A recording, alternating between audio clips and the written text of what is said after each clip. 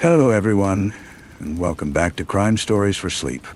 I'm Robert, and before we begin, I'd like to ask for a little support. Subscribe, leave a like, and if you do, let me know in the comments where in the world you are listening from.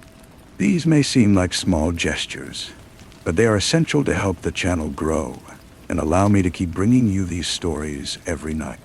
Now, lower the volume just a bit, get comfortable, turn off the lights, and let us dive together into tonight's first story. Story 1. The Colorado sun rose over the majestic Rocky Mountains on Mother's Day 2020, casting golden light across the small town of Salida, where Suzanne Morphew had built what appeared, from the outside, to be an idyllic life. At 49 years old, she was a devoted mother to 2 teenage daughters and had recently relocated with her husband Barry from Indiana to embrace the mountain lifestyle they had always dreamed about.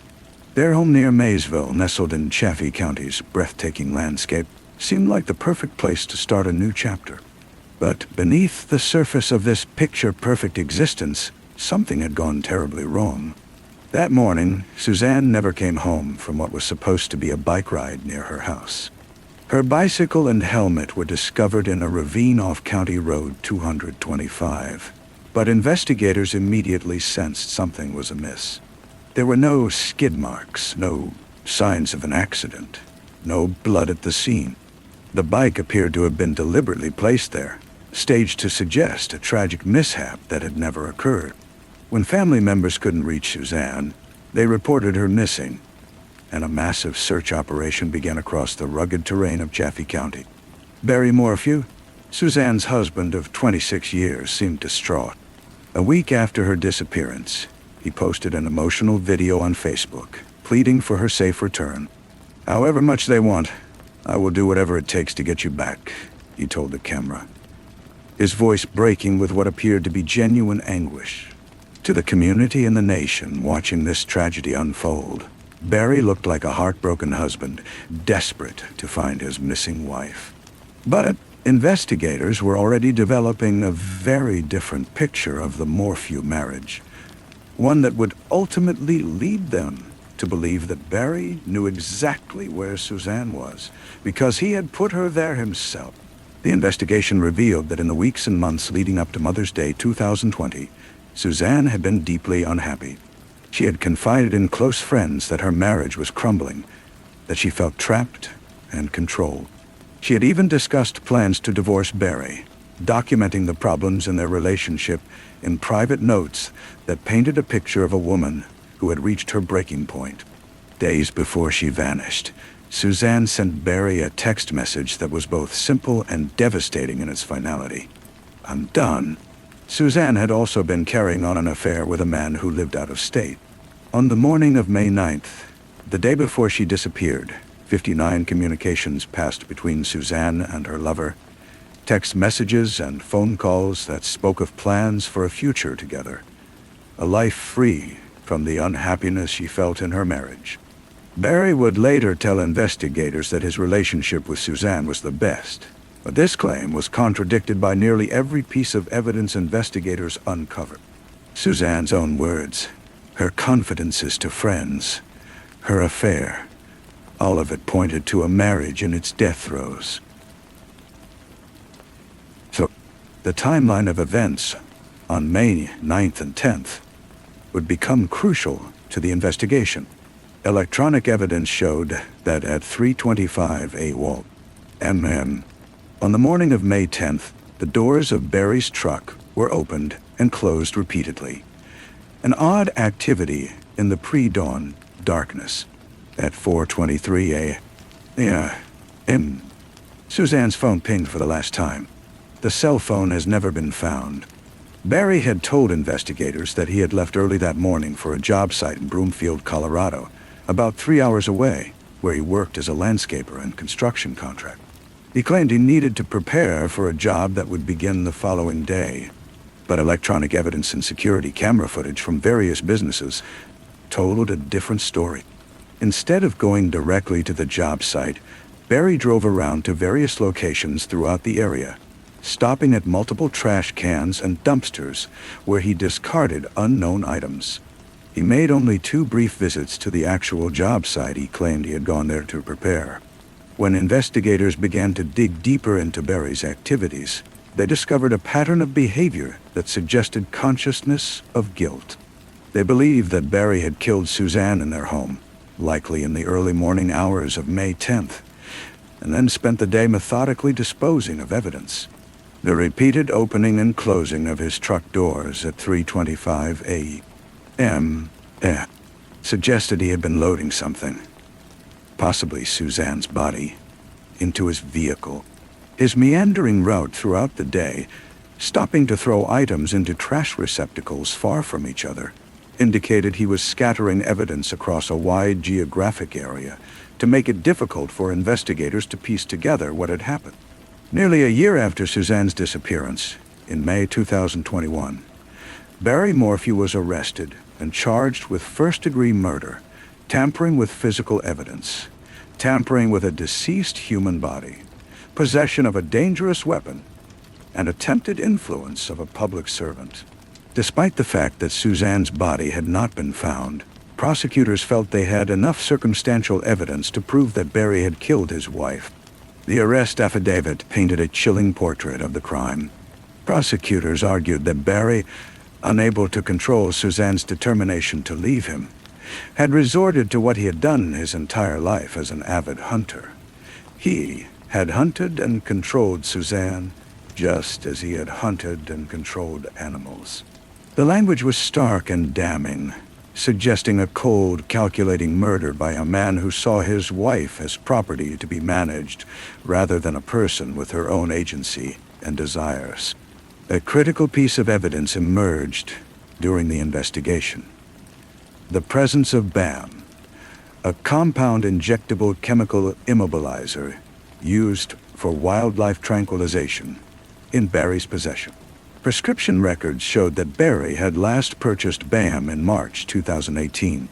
Investigators determined that between 2017 and 2020, only one private citizen in the entire region where the Morphews lived had legal access to BAM, Barry Morphew. Prosecutors theorized that Barry had used his tranquilizer gun, the kind hunters use to sedate animals, to incapacitate Suzanne before killing her. Barry had a curious explanation for his possession of tranquilizer darts. He told investigators that he had been shooting chipmunks around their property, a claim that investigators found absurd. Barry insisted he had shot 85 chipmunks in the 2 years they had lived in Colorado. But to investigators, this seemed like a desperate attempt to explain why he had tranquilizer evidence around his home and vehicles. The chipmunk alibi, as it became known, was seen by prosecutors as the explanation of a guilty man scrambling to account for incriminating evidence.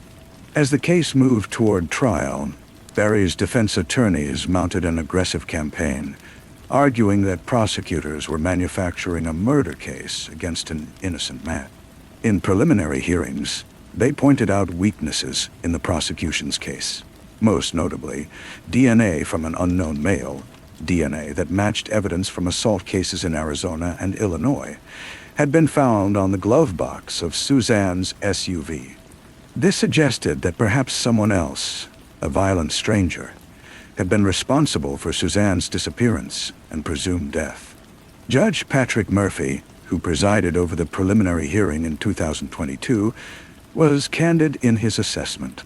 He acknowledged that while there was probable cause to proceed to trial, the case could go either way before a jury. He found it was not a fair likelihood that Barry would be convicted based on the evidence presented. Nevertheless, the case moved forward, with Barry released on $500,000 bond as he awaited trial. Then came a stunning development that seemed to vindicate Barry's claims of innocence. Prosecutors had failed to turn over exculpatory evidence to the defense in a timely manner, including the information about the unknown male DNA found in Suzanne's vehicle. As punishment for these discovery violations, Judge Murphy ruled that prosecutors could not present most of their key witnesses at trial. Faced with the likelihood of losing their case, prosecutors made the extraordinary decision to dismiss all charges against Barry Morphew without prejudice on April 19, 2022, just 9 days before trial was set to begin.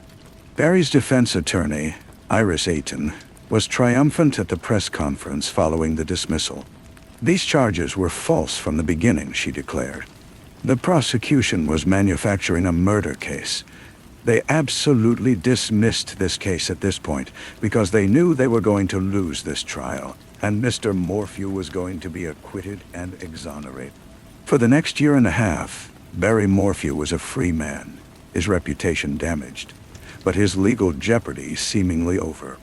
He even filed a malicious prosecution lawsuit against the prosecutors who had charged him, claiming he had been wrongfully accused.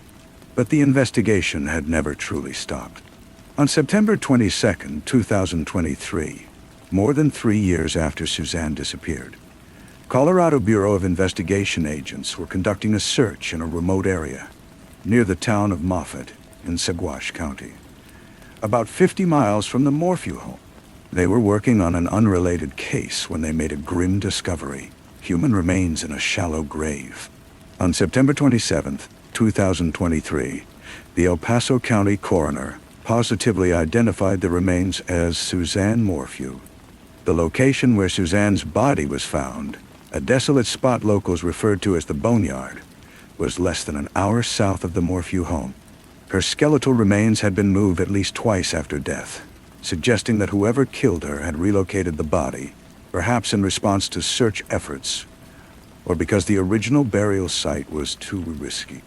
The autopsy results would prove devastating to any remaining doubts about what had happened to Suzanne.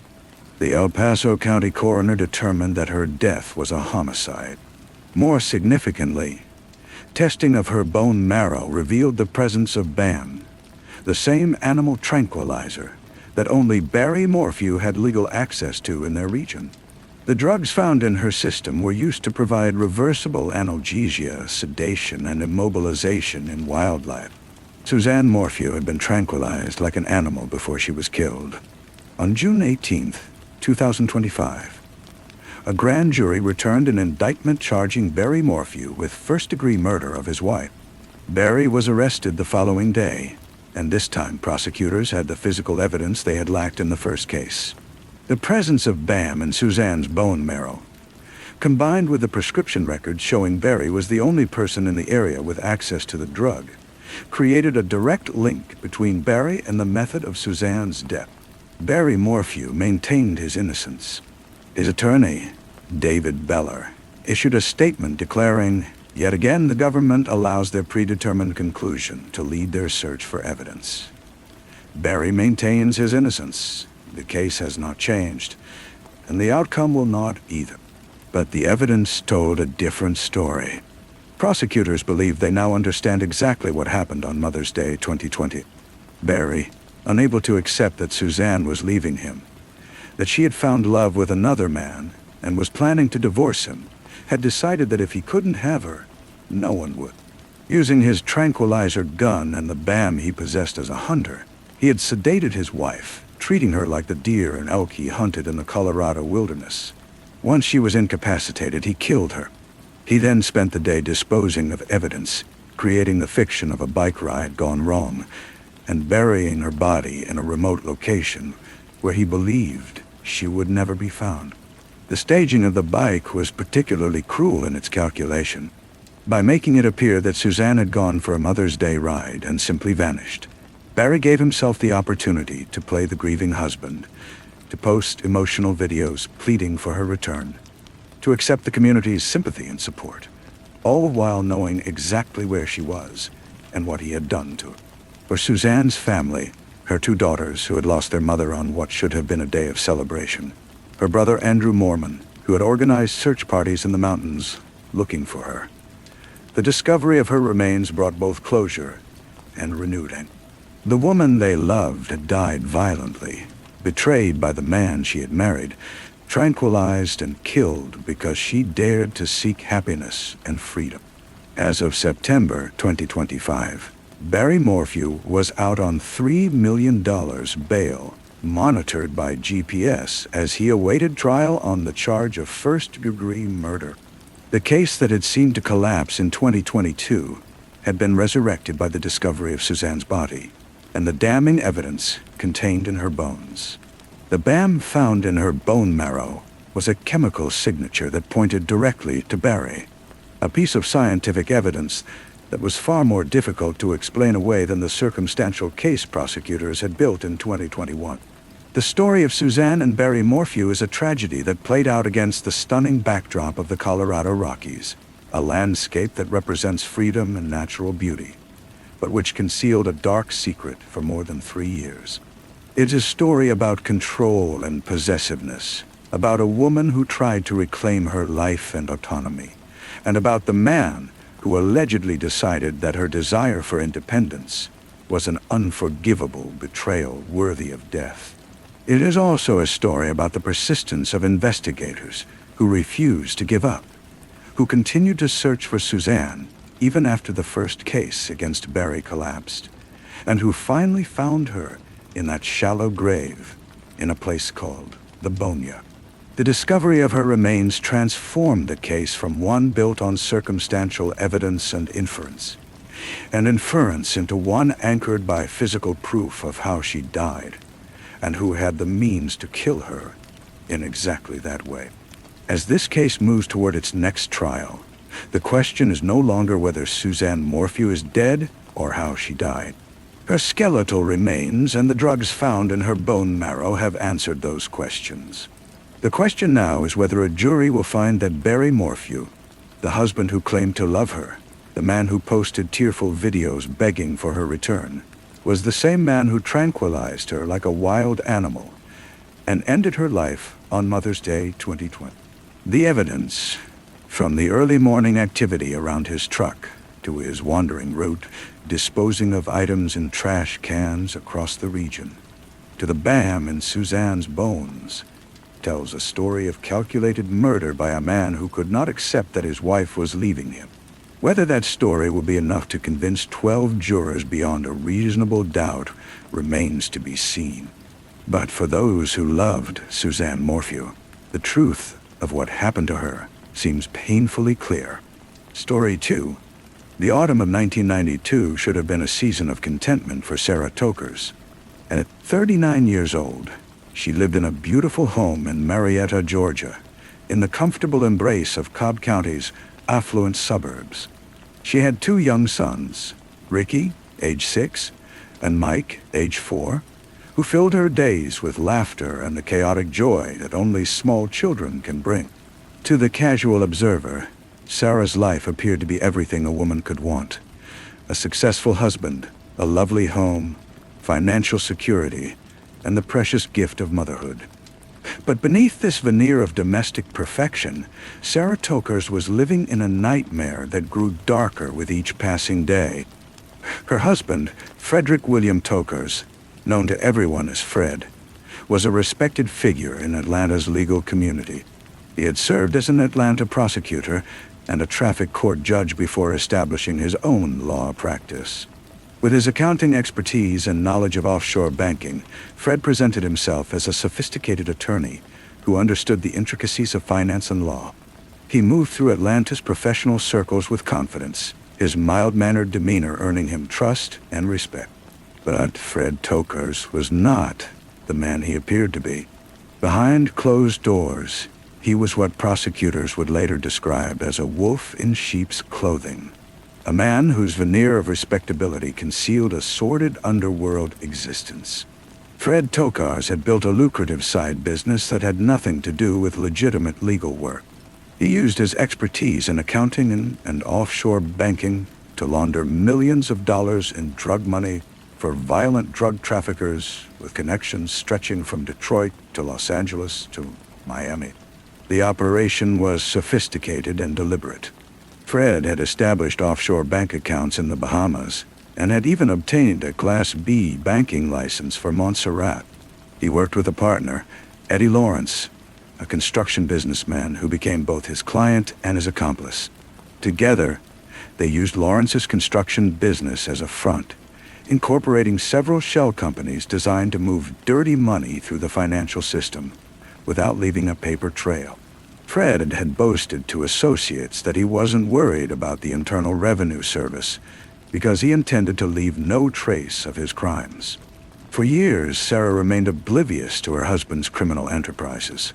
She focused on raising their boys, managing their household, and maintaining the appearance of normalcy that Fred insisted upon.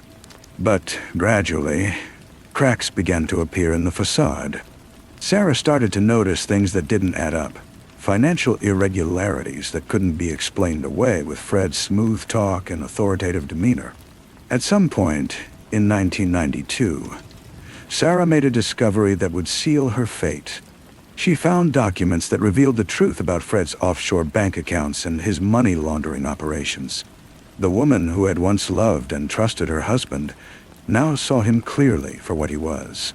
Sarah was terrified, not just of Fred's criminal activities, but of Fred himself. She confided in her sister, Christine Ambrusco, telling her that she wanted a divorce but was deeply concerned that Fred would take the children away from her. According to Christine, Sarah was very scared and intimidated by her husband. Sarah made copies of Fred's incriminating financial documents and gave them to her cousin, Mary Rose Taylor, asking her to keep them safe. She told Christine to give the documents to police if anything happened to her, a chilling instruction that revealed just how grave she believed her situation to be. But Sarah's fear went beyond the financial crimes. There were signs that Fred's behavior toward her had become violent. One attorney who knew the couple recalled receiving a phone call from Sarah, declining an invitation to a party. "I feel so bad that we're not able to come to your party," Sarah had told him quietly. "I'm not well." When the attorney expressed concern, Sarah's voice dropped to barely above a whisper. "I can't come because I have bruises on my left arm and side where Fred beat me." The revelation hung in the air like a death knell, but Sarah seemed trapped, unable to escape the man who controlled every aspect of her life. By the fall of 1992, federal investigators had begun circling Fred Tokers. His money laundering operation had come to their attention, and the walls were slowly closing in. Fred knew this, and he also knew that Sarah had become a ticking time bomb. She possessed knowledge that could destroy him, evidence that could send him to prison for decades. In Fred's cold calculation, Sarah had transformed from his wife into a liability that needed to be eliminated.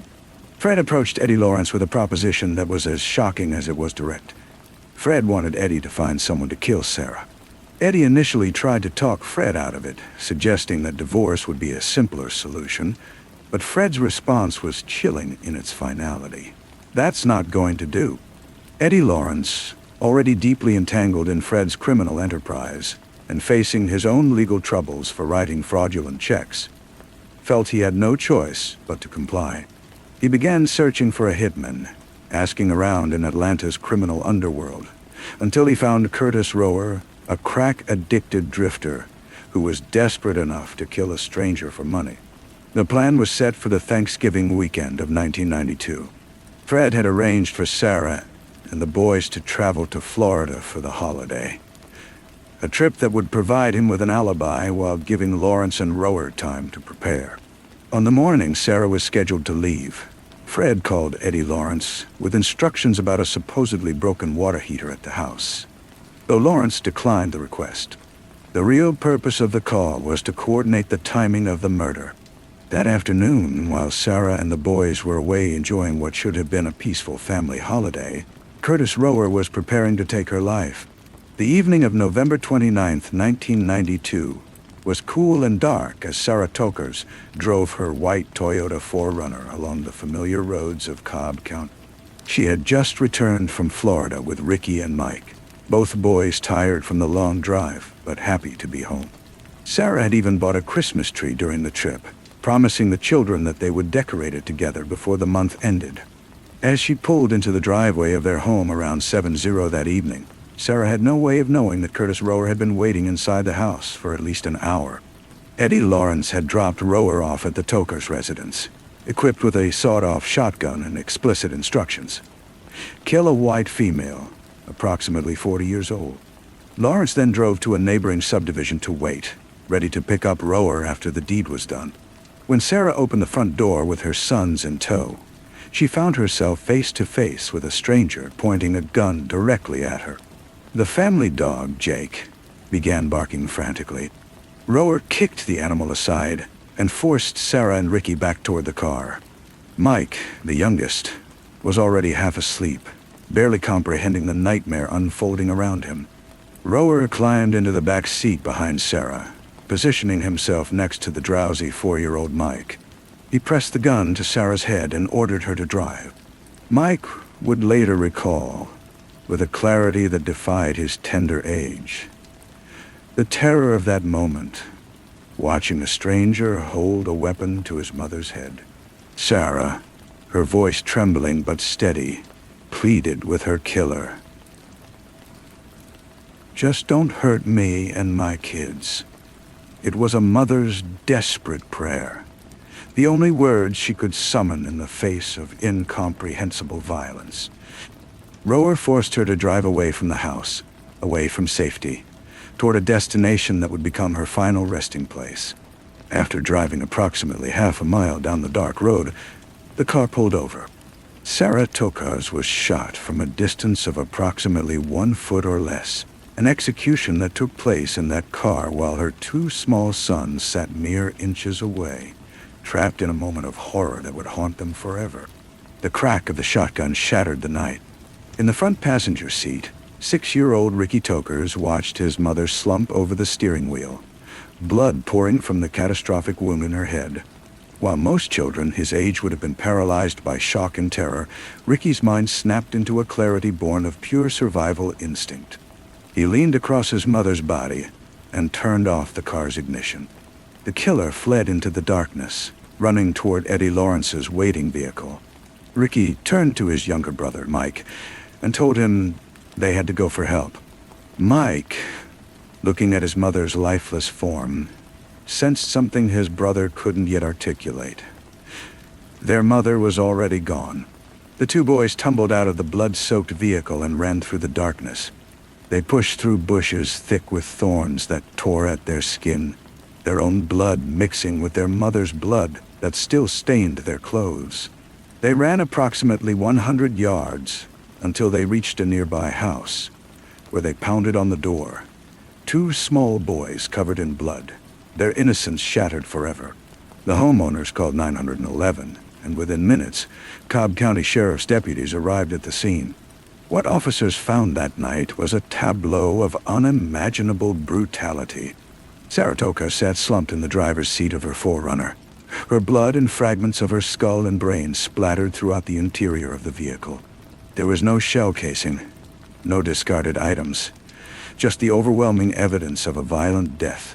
In those days, before widespread DNA testing, investigators had to rely primarily on fingerprints and witness testimony. The crime scene offered few immediate answers, but it raised troubling questions.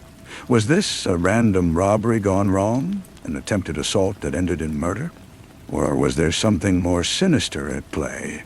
Fred Tokars, who had been visiting Wilbert Humphreys, a money launderer sitting in a Montgomery, Alabama jail on the Sunday after Thanksgiving, rushed back to Georgia when he learned of Sarah's death.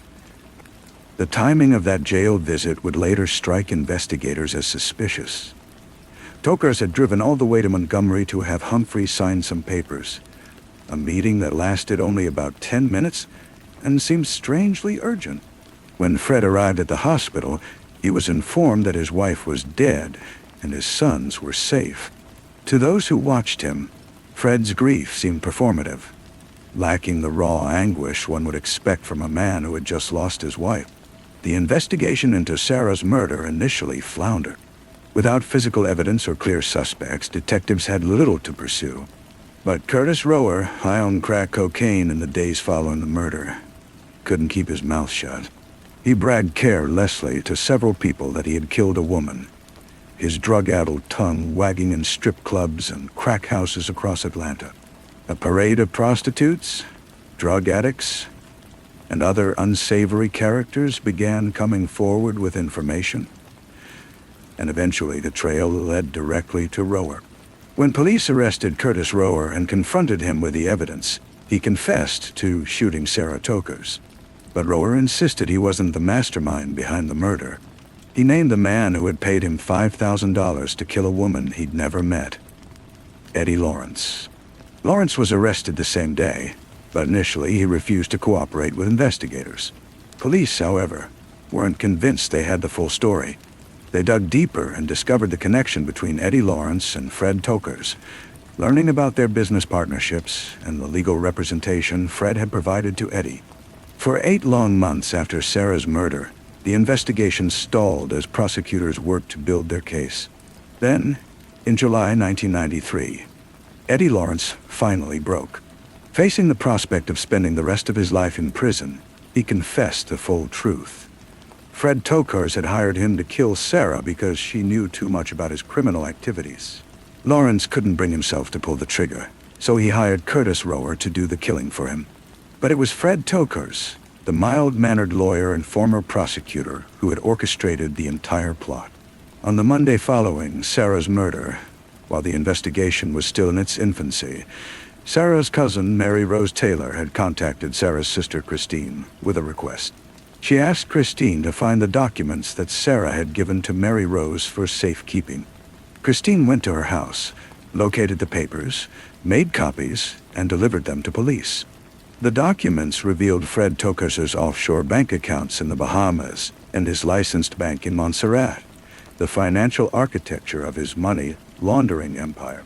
Sarah, knowing her husband's capacity for violence, had left behind a roadmap that would lead investigators straight to his crimes. Fred Tokers was first tried in federal court on racketeering charges related to his money laundering operation. The trial moved to Birmingham, Alabama, due to extensive pretrial publicity, laid bare the full scope of Fred's criminal enterprise. Prosecutors presented evidence that Tokers had laundered millions of dollars for violent drug traffickers, using his legal expertise and financial knowledge to conceal the origins of dirty money. Eddie Lawrence testified in detail about Fred's involvement in Sarah's murder, describing how Fred had contacted him to find a hitman and how Fred had refused to consider divorce as an alternative. The jury deliberated and found Fred Tokers guilty on multiple counts, sentencing him to 4 concurrent life sentences. But federal prosecutors and Sarah's family wanted more than convictions on financial crimes. They wanted Fred Tokers to face murder charges and the possibility of the death penalty. In early 1997, Fred Tokers stood trial in state court in Lafayette, Georgia, charged with the murder of his wife. The trial was moved between Atlanta and Chattanooga, Tennessee, again due to massive media coverage. This time, Fred Tokers wasn't just fighting for his freedom, he was fighting for his life. The prosecution's case was overwhelming. They called Eddie Lawrence to the stand, where he repeated his testimony about Fred's role in hiring him to arrange Sarah's murder. Curtis Rower testified about the actual killing, providing gruesome details about the night he waited in the Tokers' home and forced Sarah to drive to her death. Prosecutors presented the financial documents that Sarah had hidden away, showing the jury the evidence of Fred's criminal empire and his motive for silencing his wife. They argued that Sarah had discovered her husband's money laundering operation at precisely the moment when he was under federal investigation, making her an existential threat to his freedom. Fred Tokers' defense team, led by legendary attorney Bobby Lee Cook, argued that Eddie Lawrence and Curtis Rower were unreliable witnesses whose testimony couldn't be trusted. They suggested that Lawrence had his own reasons for wanting Sarah dead, and that he was pointing the finger at Fred to save himself. But the jury saw through the defense strategy. After deliberating for approximately 10 hours spread over 2 days, they returned on March 8, 1997, with a verdict: guilty of murder with malice. Prosecutors, confident they had finally secured a death sentence for Fred Tokers, prepared for the penalty phase with grim determination. But on March 12th, just 4 days after the guilty verdict, the same jury that had convicted him decided to spare his life. Instead of the electric chair, Fred Tokers received another life sentence, this one to run consecutively with his federal sentences. He would spend the rest of his days in prison, but he would not face execution. Curtis Rower, the man who actually pulled the trigger, was convicted of Sarah's murder and sentenced to life in prison. Eddie Lawrence, who had cooperated with prosecutors and provided crucial testimony against Fred Tokers, plea bargained his way to a 12-and-a-half-year federal prison term. The three men, Fred Tokers, Eddie Lawrence, and Curtis Rower, each bore responsibility for Sarah's death, though their levels of culpability and their sentences varied widely. For Sarah's two sons, Ricky and Mike, the aftermath of their mother's murder was a journey through trauma that would define their entire lives. Mike, who was only 4 years old when he watched his mother die, would later recall the events of that night with an unsettling clarity. He remembered the stranger climbing into their car, the terror in his mother's voice, the sound of the gunshot, and the desperate run through thorny bushes toward help. The next morning at their uncle's house, the two boys ate waffles and kept repeating what they had witnessed, trying to process the unprocessable. Mike never spoke to his father again after learning that Fred had orchestrated their mother's murder. At that point, he was no longer a good guy in my eyes, Mike would later say with the measured tone of someone who has learned to live with unspeakable pain. The boys were raised by Sarah's family, loved and protected by the same people who had tried desperately to save Sarah from the fate that ultimately claimed her. Fred Tokars died in 2018 while serving his life sentences, never having expressed genuine remorse for the murder he orchestrated or the children he traumatized. To his last breath, he maintained elements of his innocence, though the overwhelming evidence and the testimony of his co-conspirators painted an undeniable picture of his guilt. Sarah Tokars was 39 years old when she died, a mother who begged for her children's safety in her final moments, a woman who had the courage to stand up to a dangerous man, even when she knew the risks. Her legacy lives on not just in the legal precedent set by her case, but in the two sons who survived that terrible night and grew into men who understand both the depths of human evil and the power of resilience. Ricky, who at 6 years old had the presence of mind to turn off the car's ignition and lead his younger brother to safety, and Mike, who carries the memories of that night with a quiet strength, are Sarah's greatest testimony. They are the proof that even in the darkest moments, when violence shatters everything good and pure, the human spirit can endure, can heal, and can honor the memory of a mother who died trying to protect them. Story 3. The morning of October 3rd, 2024.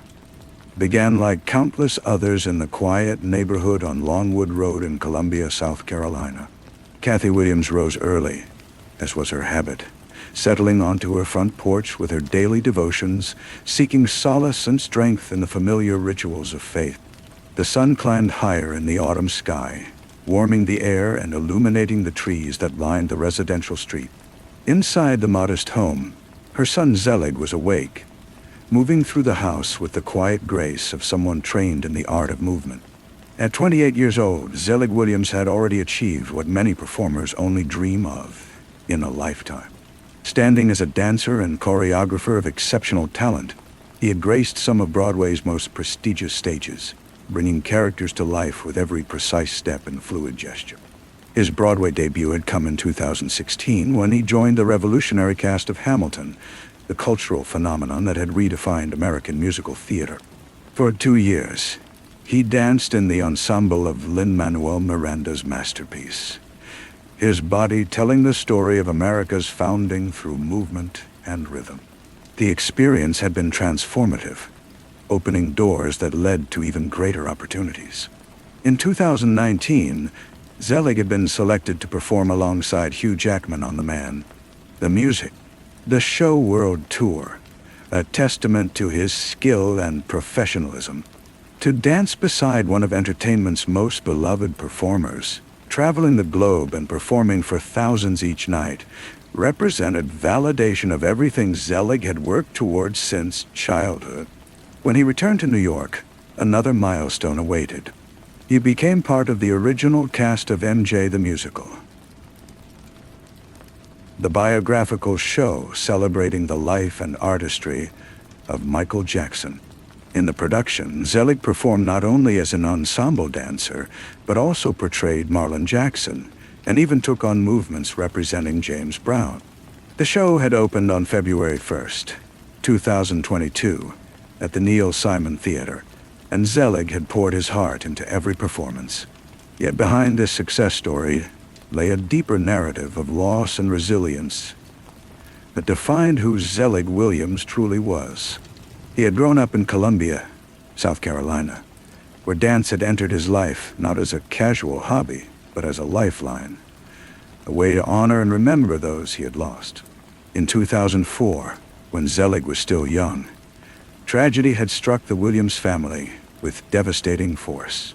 His two sisters were killed in a car accident, a sudden and senseless loss that shattered the family and left Kathy Williams with only one surviving child.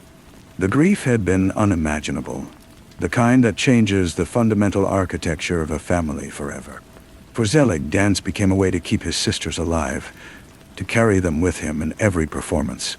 His cousin, Miyoki Corbett Jacobs, would later explain to reporters that Zelig's passion for dance had begun with his sisters, that when audiences watched him perform, they were witnessing not just technical skill, but a spiritual act, a young man dancing with his sisters in his heart. After graduating from Pace University in 2020 with a BFA in commercial dance, Zelig had built a life in New York City, the epicenter of his dreams. But by the summer of 2024, something had shifted. He had returned to Columbia, moving back into his mother's home on Longwood Road. The reasons for his return remained private, known only to those closest to him. But what became clear in the aftermath of his disappearance was that Zelig had been struggling with his mental health. He had been prescribed medication to help manage his condition, though the specific diagnosis was never publicly disclosed. In the weeks leading up to October 3rd, those who loved him noticed changes. He had stopped taking his medication, a decision that placed him in what family members would later describe as an extremely vulnerable state. The night before his disappearance, Kathy Williams had found her son awake at 2:30 in the morning, unusual for someone typically on a regular schedule. He had asked her if she was okay, a question that seemed to reverse their normal roles, the son checking on the mother rather than the other way around. She had reassured him and watched as he returned to bed. Nothing about the moment had seemed alarming enough to trigger deep concern, though in hindsight, it would shimmer with ominous significance. That Thursday morning, as Kathy sat on her porch reading, Zelig emerged from the house. He was dressed casually in a white t-shirt, black shorts, and brown slides, looking as though he might be running a quick errand or going for a drive. In his hand, he held a photograph. Kathy, curious about what image had captured her son's attention, asked to see it. Zelig looked at her and said something, but the words were unclear, perhaps mumbled or spoken in a way that didn't quite connect. Before she could ask him to repeat himself, he walked to his vehicle and got inside. At approximately 9:50 in the morning, Zelig Williams drove away from his mother's house on Longwood Road. Kathy Williams would never see her son again. What happened in the next 20 minutes remains one of the most perplexing elements of the entire case. At 10:10 that morning, just 20 minutes after Zelig left the house, an SOS alert pinged from his cell phone. The alert suggested that Zelig had been involved in a car crash or some kind of emergency that triggered the automatic distress signal. The notification was received by a friend of Zelig's in New York City, someone who immediately recognized the seriousness of the situation and contacted family members. The alert created an immediate sense of urgency and fear. Had Zelig been in an accident? Was he injured and unable to call for help? The family tried repeatedly to reach him by phone, but their calls went unanswered. As the day wore on and evening approached, the Williams family's concern transformed into full alarm. More than 24 hours passed with no word from Zelig, a silence that was described as completely out of character for someone who maintained regular contact with his mother. On October 4th, the day after he vanished, the family filed a missing person report with the Richland County Sheriff's Department. The incident report noted that Zelig had left around 9:00 in the morning and had not been heard from since, and that he was in need of his prescription medication. Law enforcement immediately began their investigation, and what they discovered only deepened the mystery. Witnesses came forward reporting that they had seen a vehicle matching Zelig's near the Palmetto Trailhead, a remote area in Richland County. Later that evening of October 3rd, police located Zelig's SUV, abandoned at the Palmetto Trail parking lot, near the Watery Passage, approximately 15 miles from Congaree National Park, and about 20 miles southeast of Columbia. The vehicle was empty. There was no sign of Zelig Williams anywhere. Most puzzling of all, the SUV showed no evidence of any crash or collision. The car was intact, undamaged, parked as though its driver had simply stepped away for a moment and never returned. If the SOS alert had indeed been triggered by a crash, where was the evidence? What had caused the phone to send that distress signal? The Palmetto Trail is a 500-mile network of paths stretching across South Carolina, traversing diverse terrain from mountains to coastal plains. The section near where Zelig's car was found runs through heavily wooded areas near Congaree National Park, a vast wilderness of old-growth bottomland hardwood forest known for its flooding cycles and dense vegetation. The location raised immediate questions for the family and investigators alike. Zelig had only been back in Columbia for a few months. Would he have known about this remote trailhead? What would have brought him to this particular spot so soon after leaving his mother's house? Richland County Sheriff Leon Lott mobilized every available resource to find Zelig Williams. Deputies conducted extensive searches of the area surrounding the trail, using manpower and technology to comb through the difficult terrain. Search teams worked methodically, checking the dense forest, the trails, and the areas near the flooding Watery River. The timing of Zelig's disappearance coincided with severe weather in the region, and the Watery River had crested at nearly 106 feet, far above normal levels. The flooding potentially washed away crucial clues, made certain areas inaccessible, and complicated the already challenging search efforts. Despite these intensive efforts, there was no trace of Zelig.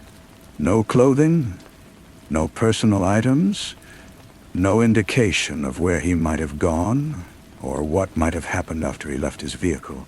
Sheriff Lott addressed the media, his tone measured but grave. He emphasized that his department had used every means of manpower and technology available, but that they needed help from the community. "We feel confident there's people out in the community who may know something that could help us, and just not realize that they have that last key to the puzzle," Lott explained. The family hired private investigator Chandra Cleveland to assist with the search, expanding the investigation beyond what law enforcement could provide. They also enlisted the help of We Are the Essentials, a volunteer organization that specializes in searching for missing persons.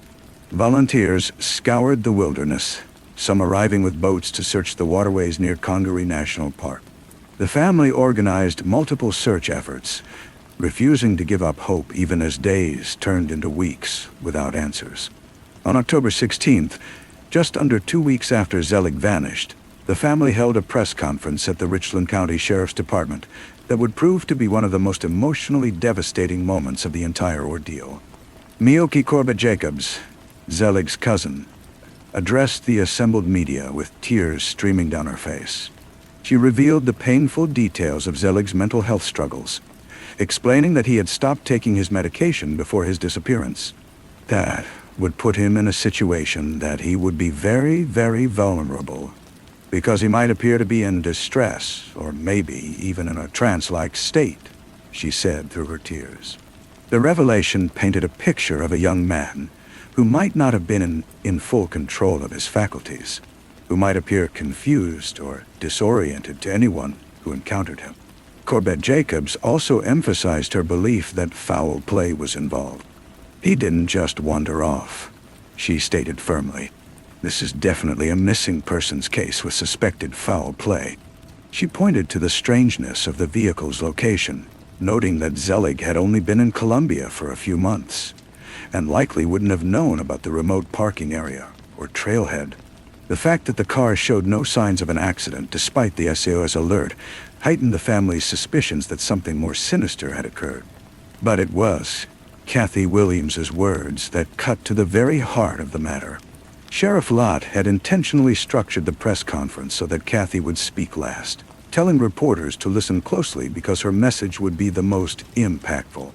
When Kathy approached the microphone, the weight of 20 years of grief and loss sat visibly on her shoulders. She was not just a mother searching for her missing son.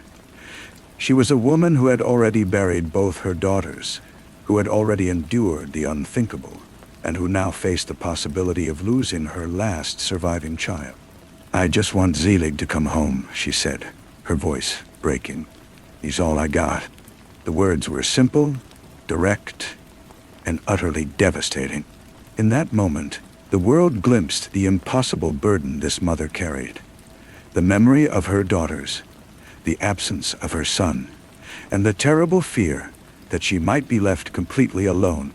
As she spoke, Kathy Williams collapsed, overcome by the weight of her anguish. The press conference had its intended effect. News of Zelig Williams' disappearance spread rapidly through media outlets and across social media platforms.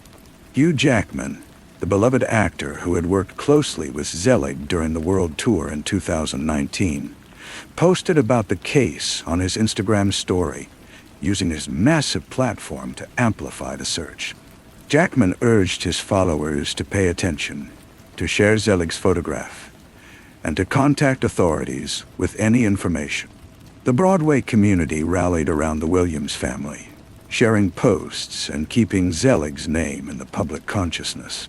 Other performers who had worked with Zelig expressed their shock and concern, describing him as kind, compassionate, vibrant, hardworking, and determined. The investigation continued through the fall of 2024 and into winter. The Richland County Sheriff's Department followed leads, interviewed witnesses, and pursued every tip that came in. Private investigators working for the family chased down reported sightings, including one instance where they received images of someone who resembled Zelig, though it ultimately proved not to be him. The family and law enforcement made it clear that they were investigating all possibilities, including foul play, but without concrete evidence pointing in any particular direction. The case remained frustratingly opaque. Theories proliferated, each attempting to make sense of the incomplete puzzle. Some wondered whether Zelig, struggling without his medication, had experienced a mental health crisis that led him to wander into the wilderness. The fact that he appeared to be in distress, or possibly a trance-like state, when he left his mother's house, lent credence to this possibility. Could he have triggered the SOS alert accidentally while disoriented? Could he have left his vehicle and become lost in the dense forest surrounding Congaree National Park? The severe flooding and difficult terrain made it plausible that if he had wandered into the wilderness, his body might never be found. Others focused on the suspicious circumstances, the mysterious alert with no corresponding crash, the vehicle abandoned at a remote location Zelig likely didn't know, the complete absence of any trace of him. Miyoki Corbett Jacobs's conviction that foul play was involved resonated with many who followed the case. Had someone taken Zelig? Had he been lured to that location? Without his medication, he would have been vulnerable to manipulation or coercion. But if someone had harmed him, who and why? Zelig had no known enemies. He was beloved by those who knew him, a talented performer building a career and honoring the memory of his sisters with every performance. As autumn gave way to winter and winter to spring, the Williams family refused to give up. They planned new searches in new areas, organizing volunteers and working with search organizations to cover ground that hadn't yet been explored. They held moments of silence at 9:52 in the morning, marking the last time Zelig was seen, letting him know through prayer and hope that they were still searching, still waiting for him to come home. They clung to faith and determination, even as the days without answers stretched into months. By October 2024, one full year had passed since Zelig Williams drove away from his mother's house in his white t-shirt and black shorts. The Richland County Sheriff's Department had released very few new details about the case, offering no interviews or updates that might shed light on the investigation's progress. The silence from law enforcement suggested either that leads had dried up or that sensitive information was being withheld as the investigation continued. The Williams family marked the somber anniversary with renewed pleas for information and announcements of continued search efforts. The case of Zelig Williams remains unsolved, a haunting mystery that has left a family shattered and a community searching for answers. Every detail, the photograph in his hand, the unclear words he spoke to his mother, the SOS alert without a crash, the abandoned SUV at a remote trailhead, seems to hint at something larger, some explanation that remains frustratingly just out of reach. For Kathy Williams, the waiting is perhaps the cruelest aspect of all. She lives with the not knowing, with the terrible liminal space between hope and despair. She has already survived the loss of her two daughters in 2004, a grief that would have broken many people. Now she faces the prospect that her last surviving child, the son who danced to honor his sisters, who achieved his dreams on Broadway's greatest stages, who worked with Hugh Jackman and brought Michael Jackson's legacy to life, might never come home. The Broadway community has not forgotten Zelig Williams. His face appears on missing person flyers, shared and reshared across social media platforms. His story is told on true crime podcasts and in news segments, keeping his name alive and maintaining pressure for answers. Somewhere, someone may hold the key to solving this mystery. A piece of information they don't even realize is significant. Perhaps someone saw Zelig at the trailhead that October morning. Perhaps someone remembers a detail that could explain the SOS alert, or reveal what happened in those 20 minutes between when he left his mother's house and when his phone sent its distress signal. Until that moment comes, if it ever does, the disappearance of Zelig Williams stands as a reminder of how quickly a life can change, how a routine morning can transform into an enduring mystery. A young man with extraordinary talent, a loving family, and a lifetime of potential ahead of him drove away from his mother's home and vanished into the South Carolina wilderness, leaving behind only questions. His story is not one of a crime solved or justice served, but rather of a family's unending search for their missing piece, a mother's desperate plea for her last remaining child, and a community's refusal to forget the Broadway dancer who danced with his sisters in his heart, and who, on October 3rd, 2024, disappeared without a trace. Story 4. The winter of 2018 in Westchester Township, Ohio, brought more than just cold weather into 23-year-old Ellen Ellie Wake's life. It brought terror. In early January, she began receiving messages from unknown numbers, harassing texts that seemed to know intimate details about her daily routine, her habits, her movements. At first, it was unsettling but manageable, the kind of thing that made her check her locks twice before bed. But as the weeks turned into months, the harassment escalated into something far more sinister, transforming her comfortable suburban home into a prison of fear. Ellie was a vibrant young woman building her life in Butler County, surrounded by friends who loved her and a family that cherished her. She had dreams, plans for the future, and the kind of optimistic spirit that made people gravitate toward her warmth. But by February 2018, that brightness was being systematically extinguished by an unknown tormentor who seemed to be watching her every move. The messages came from masked numbers and random usernames across multiple platforms: Snapchat, Instagram, Facebook, text messages from numbers she didn't recognize. Whoever was behind them was using technology specifically designed to hide their identity. Apps that advertise features like burner phone and disposable number in their descriptions. The harassment was relentless and increasingly invasive. In February, the sender escalated by sending Ellie inappropriate photos through Facebook Messenger. Images she had never shared publicly. Pictures that could only have been taken by someone who had access to her private spaces. Then came the moment that transformed her unease into genuine terror. Ellie received a video on her phone, footage that made her blood run cold. It showed her inside her own home, filmed through her kitchen window at night as she went about ordinary activities. Scrapbooking, cooking dinner, living her life in what she believed was the privacy of her own space. Someone had been standing outside in the darkness, watching her, recording her, and then sending her the proof of their violation. Neighbors later told investigators that Ellie had shown them the pictures and video, her hands shaking as she explained that someone was stalking her. She was scared in a way they had never seen before.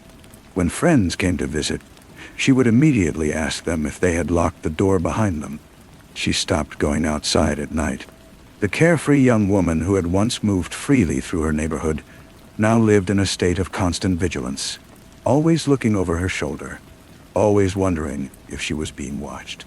On April 11th, 2018, Ellie could no longer bear the weight of her fear alone. She went to the Westchester Police Department and filed a report for stalking and telephone harassment. She told Officer James R. Thomas about the months of harassment, showed him the messages, the photos, the terrifying video of herself, filmed from outside her window. And she told him something else, something that should have set off every alarm in the investigation. She suspected she knew who was behind it all. My ex-boyfriend from when I was 17. She texted to friends that same day, identifying him by name, Michael Strauss. Ellie had dated Strauss briefly years earlier when she was just 17 years old. The relationship had ended, and she had moved on with her life. But Strauss, it seemed, had never truly let her go. Now, 29 years old and living in Liberty Township, he had allegedly become obsessed with the young woman who had once been part of his life, unable to accept that she no longer wanted anything to do with him. The response Ellie received from law enforcement was devastating in its inadequacy. According to her friends, an officer advised her to take a self-defense class and stay indoors at night. That was it. No urgent investigation, no immediate action to identify and confront her stalker, despite her identification of a specific suspect. The video link she had provided to police was not properly logged into evidence, and it expired, potentially lost forever, until it was later recovered with help from the Ohio Bureau of Criminal Investigation. The officer failed to document crucial investigative work on an IP address linked to the stalker's account. The details of her case, which should have elicited heightened concern, were instead handled with a lack of urgency and attention to detail that would prove fatal. Ellie wrote to a friend expressing her despair at the police response. They didn't make me feel any safer. She told her neighbors something that would haunt them forever. If she ever went missing, her ex-boyfriend with dreadlocks would be responsible. The stalking continued relentlessly throughout the spring and into the summer of 2018. Strauss allegedly contacted Ellie on numerous occasions through multiple text messages using multiple numbers, constantly changing his digital identity to evade detection. He posed as other people, as anonymous strangers, maintaining a campaign of psychological terror that lasted approximately 7 months. Every time Ellie's phone buzzed with a new message, she had to wonder, was this him again? Was he outside right now, watching her? July 29th, 2018, was the last day anyone heard from Ellie Wake. Her phone was active in the vicinity of her home around 2:58 in the morning, according to records from Verizon. After that, silence. The young woman who stayed in constant contact with her friends and family, who had been so frightened that she documented every disturbing message and video, simply vanished. When Ellie didn't respond to calls and messages, her loved ones grew increasingly worried. This wasn't like her. Even in her fear, even in the midst of being stalked, she had stayed connected to the people who cared about her. They reported her missing, but by then, crucial time had already been lost. 4 days passed before the official missing person report was filed. 4 days during which evidence could be destroyed, memories could fade, and a trail could go cold. Police began investigating her disappearance with renewed urgency, finally treating the situation with the seriousness it had always deserved. They obtained records from the texting apps that had been used to harass Ellie, tracing the digital breadcrumbs that Strauss had tried so carefully to obscure. They discovered that the phone number with a 213 area code that had been used to send threatening messages through a service stopped being used the very day Ellie disappeared. 53 minutes after the last message from that number, a new account was created using a different service. The new number was used to text another female acquaintance of Strauss's, but notably not Ellie. It was as if Strauss no longer needed to contact her because he already knew exactly where she was. Cell phone records showed that Strauss had been in Butler County during the period when Ellie disappeared, placing him in the geographic area where the crime occurred. The digital evidence was building a damning picture of a man who had stalked his victim with technological sophistication, using apps and services designed to provide anonymity, constantly switching numbers and platforms to avoid detection. But technology, it turned out, could also be his undoing. 3 weeks after Ellie vanished, on August 24th, 2018, Westchester police officers, acting on tips, made a grim discovery in a field on Millick Road in Liberty Township, Butler. In a remote, overgrown area, they found human remains. The body was largely skeletonized, lying in a blanket in the tall grass. It was a scene of unspeakable cruelty. The victim's head was covered with a plastic bag that had been taped at the base. A strip of tape bound the arms to the body. The remains were nude, disposed of in a manner that prosecutors would later describe as outraging reasonable community sensibilities. Dental records confirmed what investigators already suspected. The body was Ellie Wyke, the young woman who had spent months trying to get help, who had reported her stalker to police, who had told her neighbors who would be responsible if anything happened to her, had been killed and dumped in a field less than a mile from Michael Strauss's home on Bluffs Drive. The Butler County Coroner's Office conducted an autopsy, but the advanced state of decomposition made determining an exact cause of death impossible. The official report stated cannot be determined as the cause. However, court documents would later reveal the prosecutor's theory of how Ellie died. Assistant Prosecutor Josh Munich alleged in court that on or about July 29th, Michael Strauss caused Ellie's death by placing plastic wrap over her head, causing her to suffocate, a slow, terrifying death by asphyxiation. On August 24, 2018, the same day Ellie's body was discovered, Michael Strauss was arrested. The 29-year-old man with dreadlocks, the same man Ellie had identified to police months earlier as her suspected stalker, was taken into custody and charged with murder. In early September, while Strauss was housed in the Butler County Jail awaiting trial, a fellow inmate came forward with disturbing information. According to this inmate, Strauss had bragged about killing Ellie, claiming he had filmed a video in his basement and recorded her death before destroying the footage. Even more chilling, Strauss allegedly told the inmate he had killed another woman named Shelley in a similar manner and dumped her body in the woods near a creek. Westchester police investigated this claim but were unable to verify the existence of another victim. As investigators continued to build their case, additional disturbing connections emerged. Court records unsealed months later revealed that Strauss was also a suspect in an assault on a female jogger in Mason, Ohio. In January 2018, the same month Ellie's harassment had begun, a woman jogging on Hickory Woods Drive had been attacked by a man in a black hoodie and face mask who grabbed her by the face and neck and pulled her into a grassy area, telling her to be quiet. She had fought him off and escaped. DNA had been recovered from her hands and face. Search warrants revealed that Strauss had repeatedly searched for information about the Mason attack on his computer in 2018. And investigators recovered video from his Google account showing a man believed to be Strauss stalking a female jogger in Mason. The pattern was unmistakable. Michael Strauss was not just a stalker who had become a murderer. He was a predator who hunted women, who watched them, terrorized them, and in at least one case, killed them. In September 2018, a grand jury returned a 9-count indictment against Strauss.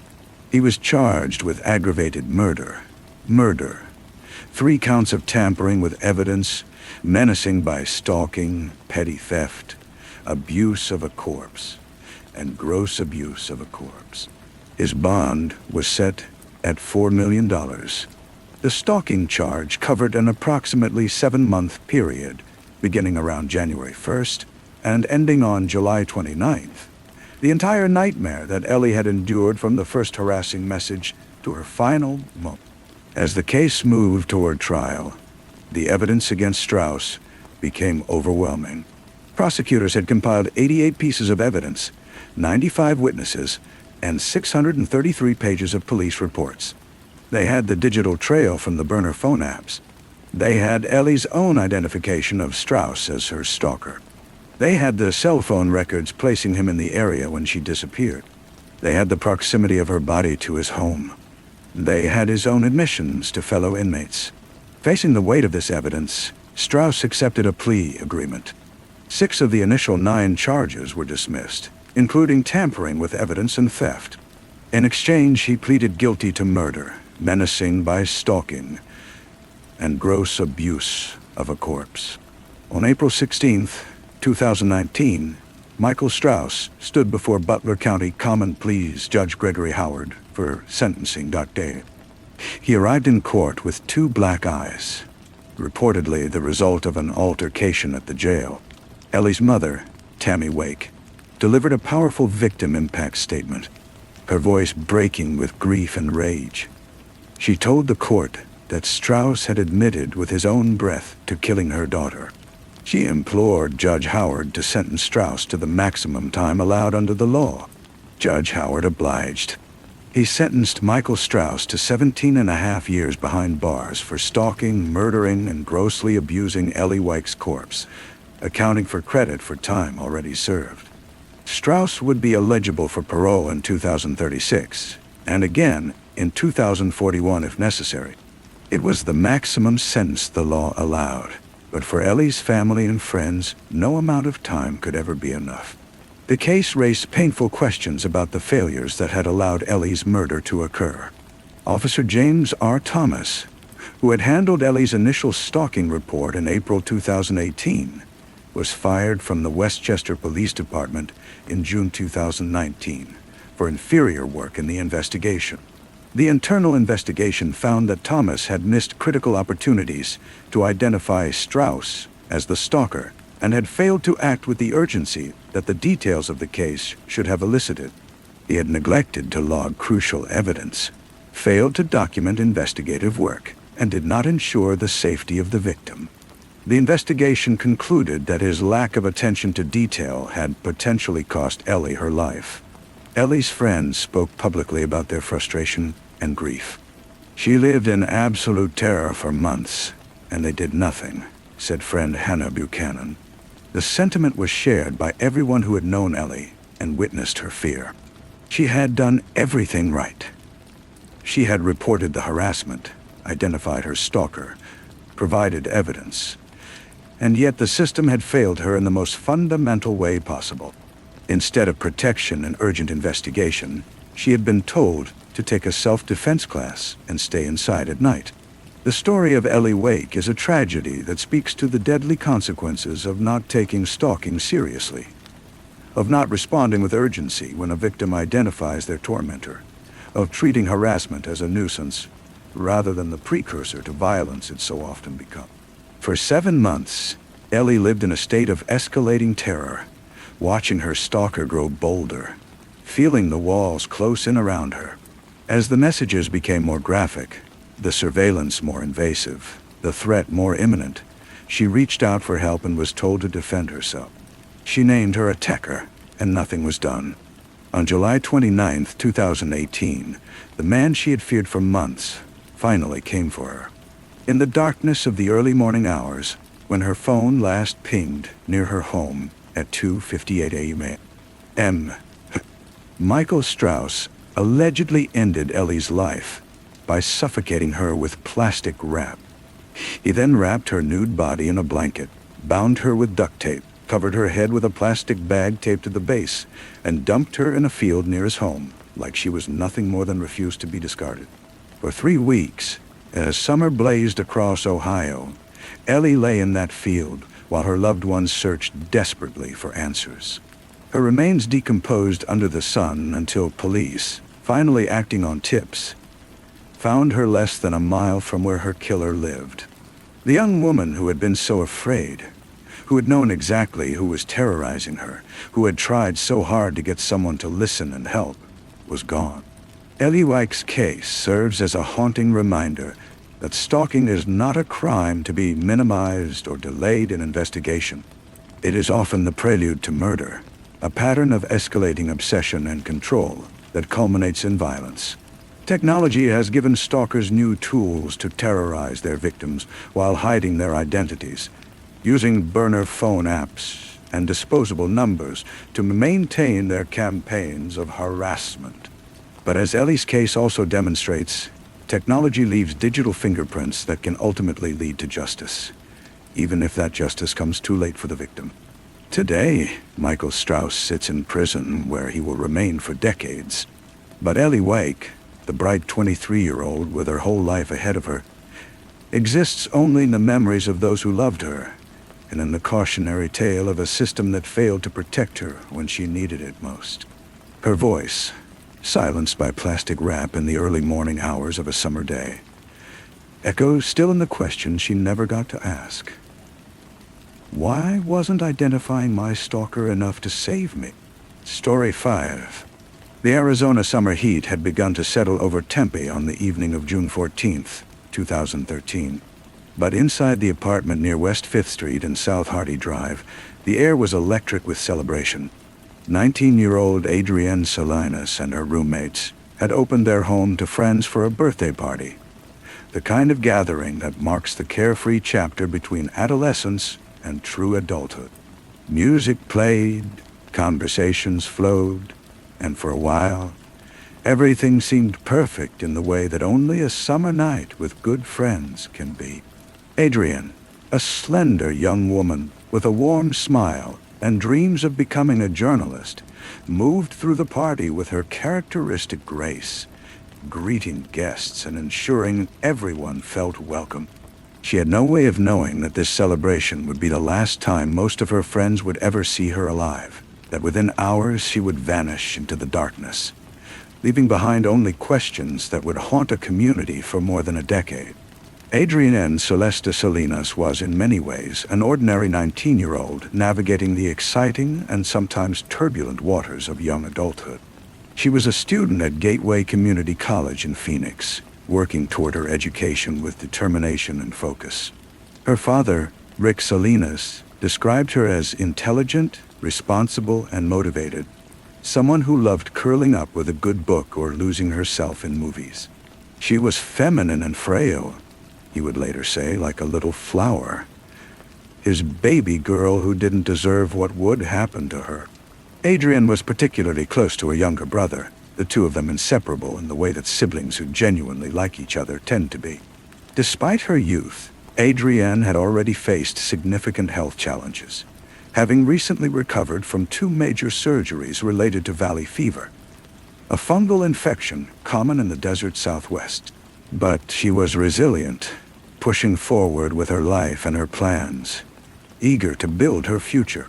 That future included Francisco Fran Artiega, her boyfriend since 8th grade. Their relationship had the intensity and complexity typical of young love, marked by breakups and reconciliations, the kind of on-again, off-again dynamic that teenage sweethearts often experience as they grow into themselves. Despite the ups and downs, Artiega considered Adrienne his best friend, the only girl he had ever loved. They had never gone more than a week without seeing each other, and their lives were deeply intertwined in the way that happens when two people have known each other through their most formative years.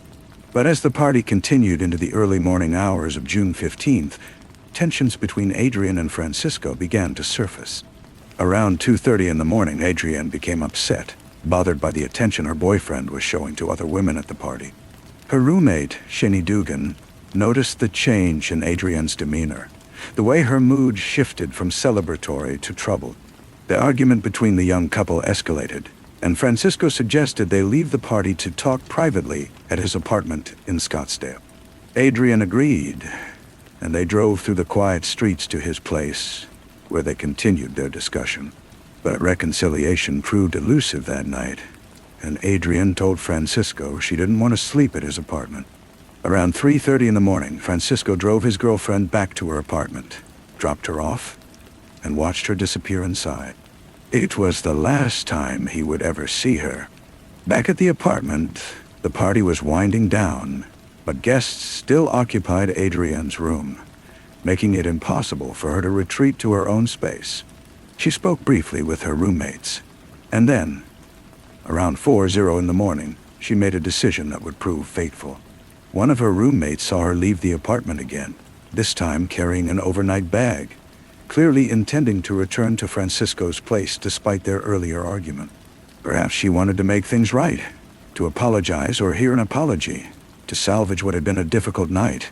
Whatever her reasoning, Adrienne got into her car, a Mercury Sable, and drove toward Scottsdale in the pre-dawn darkness. But something went terribly wrong on that short journey. According to witnesses, Adrienne was driving erratically, her emotional state likely affecting her judgment behind the wheel. At approximately 4:20 in the morning, her vehicle cut off another driver and then struck a median at the intersection of Ash Avenue and Rio Salado Parkway. The impact was severe enough to blow out two of her tires, rendering the car undrivable. The driver she had cut off stopped, but Adrienne did not stay at the scene to exchange information or wait for police. Instead, she abandoned her damaged vehicle at the side of the road and began walking back toward her apartment, a quarter of a mile away. Surveillance cameras captured Adrienne returning to her apartment complex around 4:30 in the morning. She went inside, presumably to change clothes and gather her belongings, though no one saw her during this brief visit.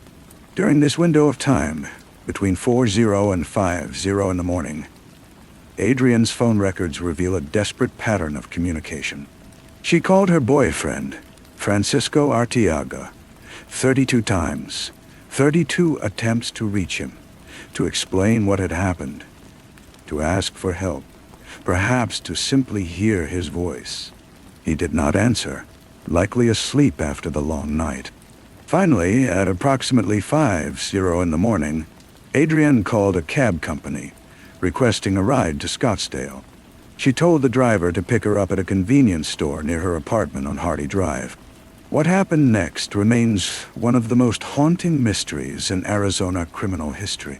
Adrienne left her apartment and began walking the quarter-mile route from her complex to the convenience store, where the cab would meet her. It was a short distance, a journey that should have taken perhaps 5 or 10 minutes at a normal walking pace. The streets of Tempe were quiet in that hour before dawn, the city sleeping through the last moments of darkness before Saturday morning arrived.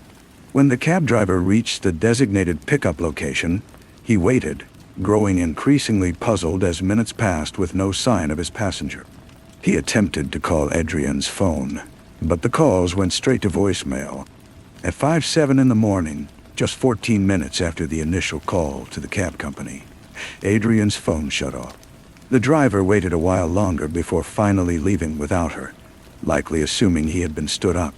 Adrienne Salinas had vanished somewhere along Hardy Drive between 5th Street and University Drive, a quarter of a mile that would become the most scrutinized stretch of road in the city. When Adrienne failed to show up for Father's Day plans with her father on June 16th, Rick Salinas immediately knew something was catastrophically wrong. Sometimes we go a day or two without talking, but after a day or two, I always call her to ask her, "Mia, How have you been?" He would later explain. He had tried calling her on Saturday, June 15th, but couldn't reach her. By Sunday, Father's Day, the day they always spent together, he felt a sick feeling in the pit of his stomach. Adrienne was not the type to miss special occasions with her family, not the type to disappear without explanation. Rick contacted authorities, and the Tempe Police Department launched an investigation.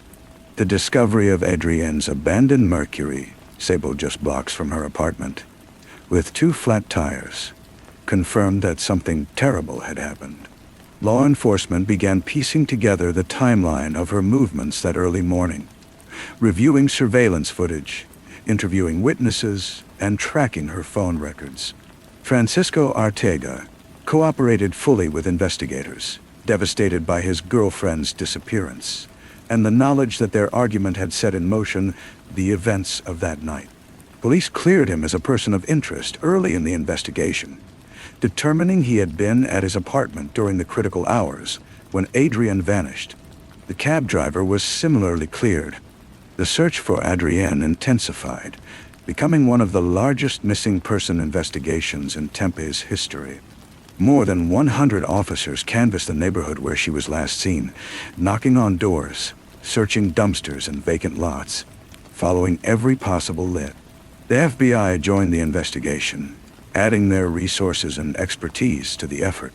Adrienne's family and friends mobilized, printing and distributing flyers throughout the Phoenix metropolitan area, her face appearing on telephone poles and in shop windows, her bright smile asking the community, "Have you seen me?" Francisco Ortega, racked with guilt over their final argument, threw himself into the search efforts. "All I can do is spread the word and hope someone will come forward," he said as the 1-month mark approached. "She has always been my best friend, and she is the only girl I ever loved." But as days turned to weeks and weeks, stretched toward 2 months, hope began to fade. Where could Adrienne have gone? What could have happened in that quarter-mile walk to the convenience store? The lack of witnesses, the sudden silencing of her phone, the complete absence of physical evidence, it all suggested something swift and terrible, something that had left no trace. The answer came on August 6th, 2013, nearly 2 months after Adrienne's disappearance. A man walking his property in Apache Junction, roughly 30 miles east of Tempe, was drawn to a particular area by vultures circling overhead. What he discovered there would confirm the worst fears of everyone who had been searching for Adrienne. Badly decomposed human remains lay exposed in a remote desert wash basin behind a house. The body washed into the open by recent monsoon storms that had flooded the area with flash flooding.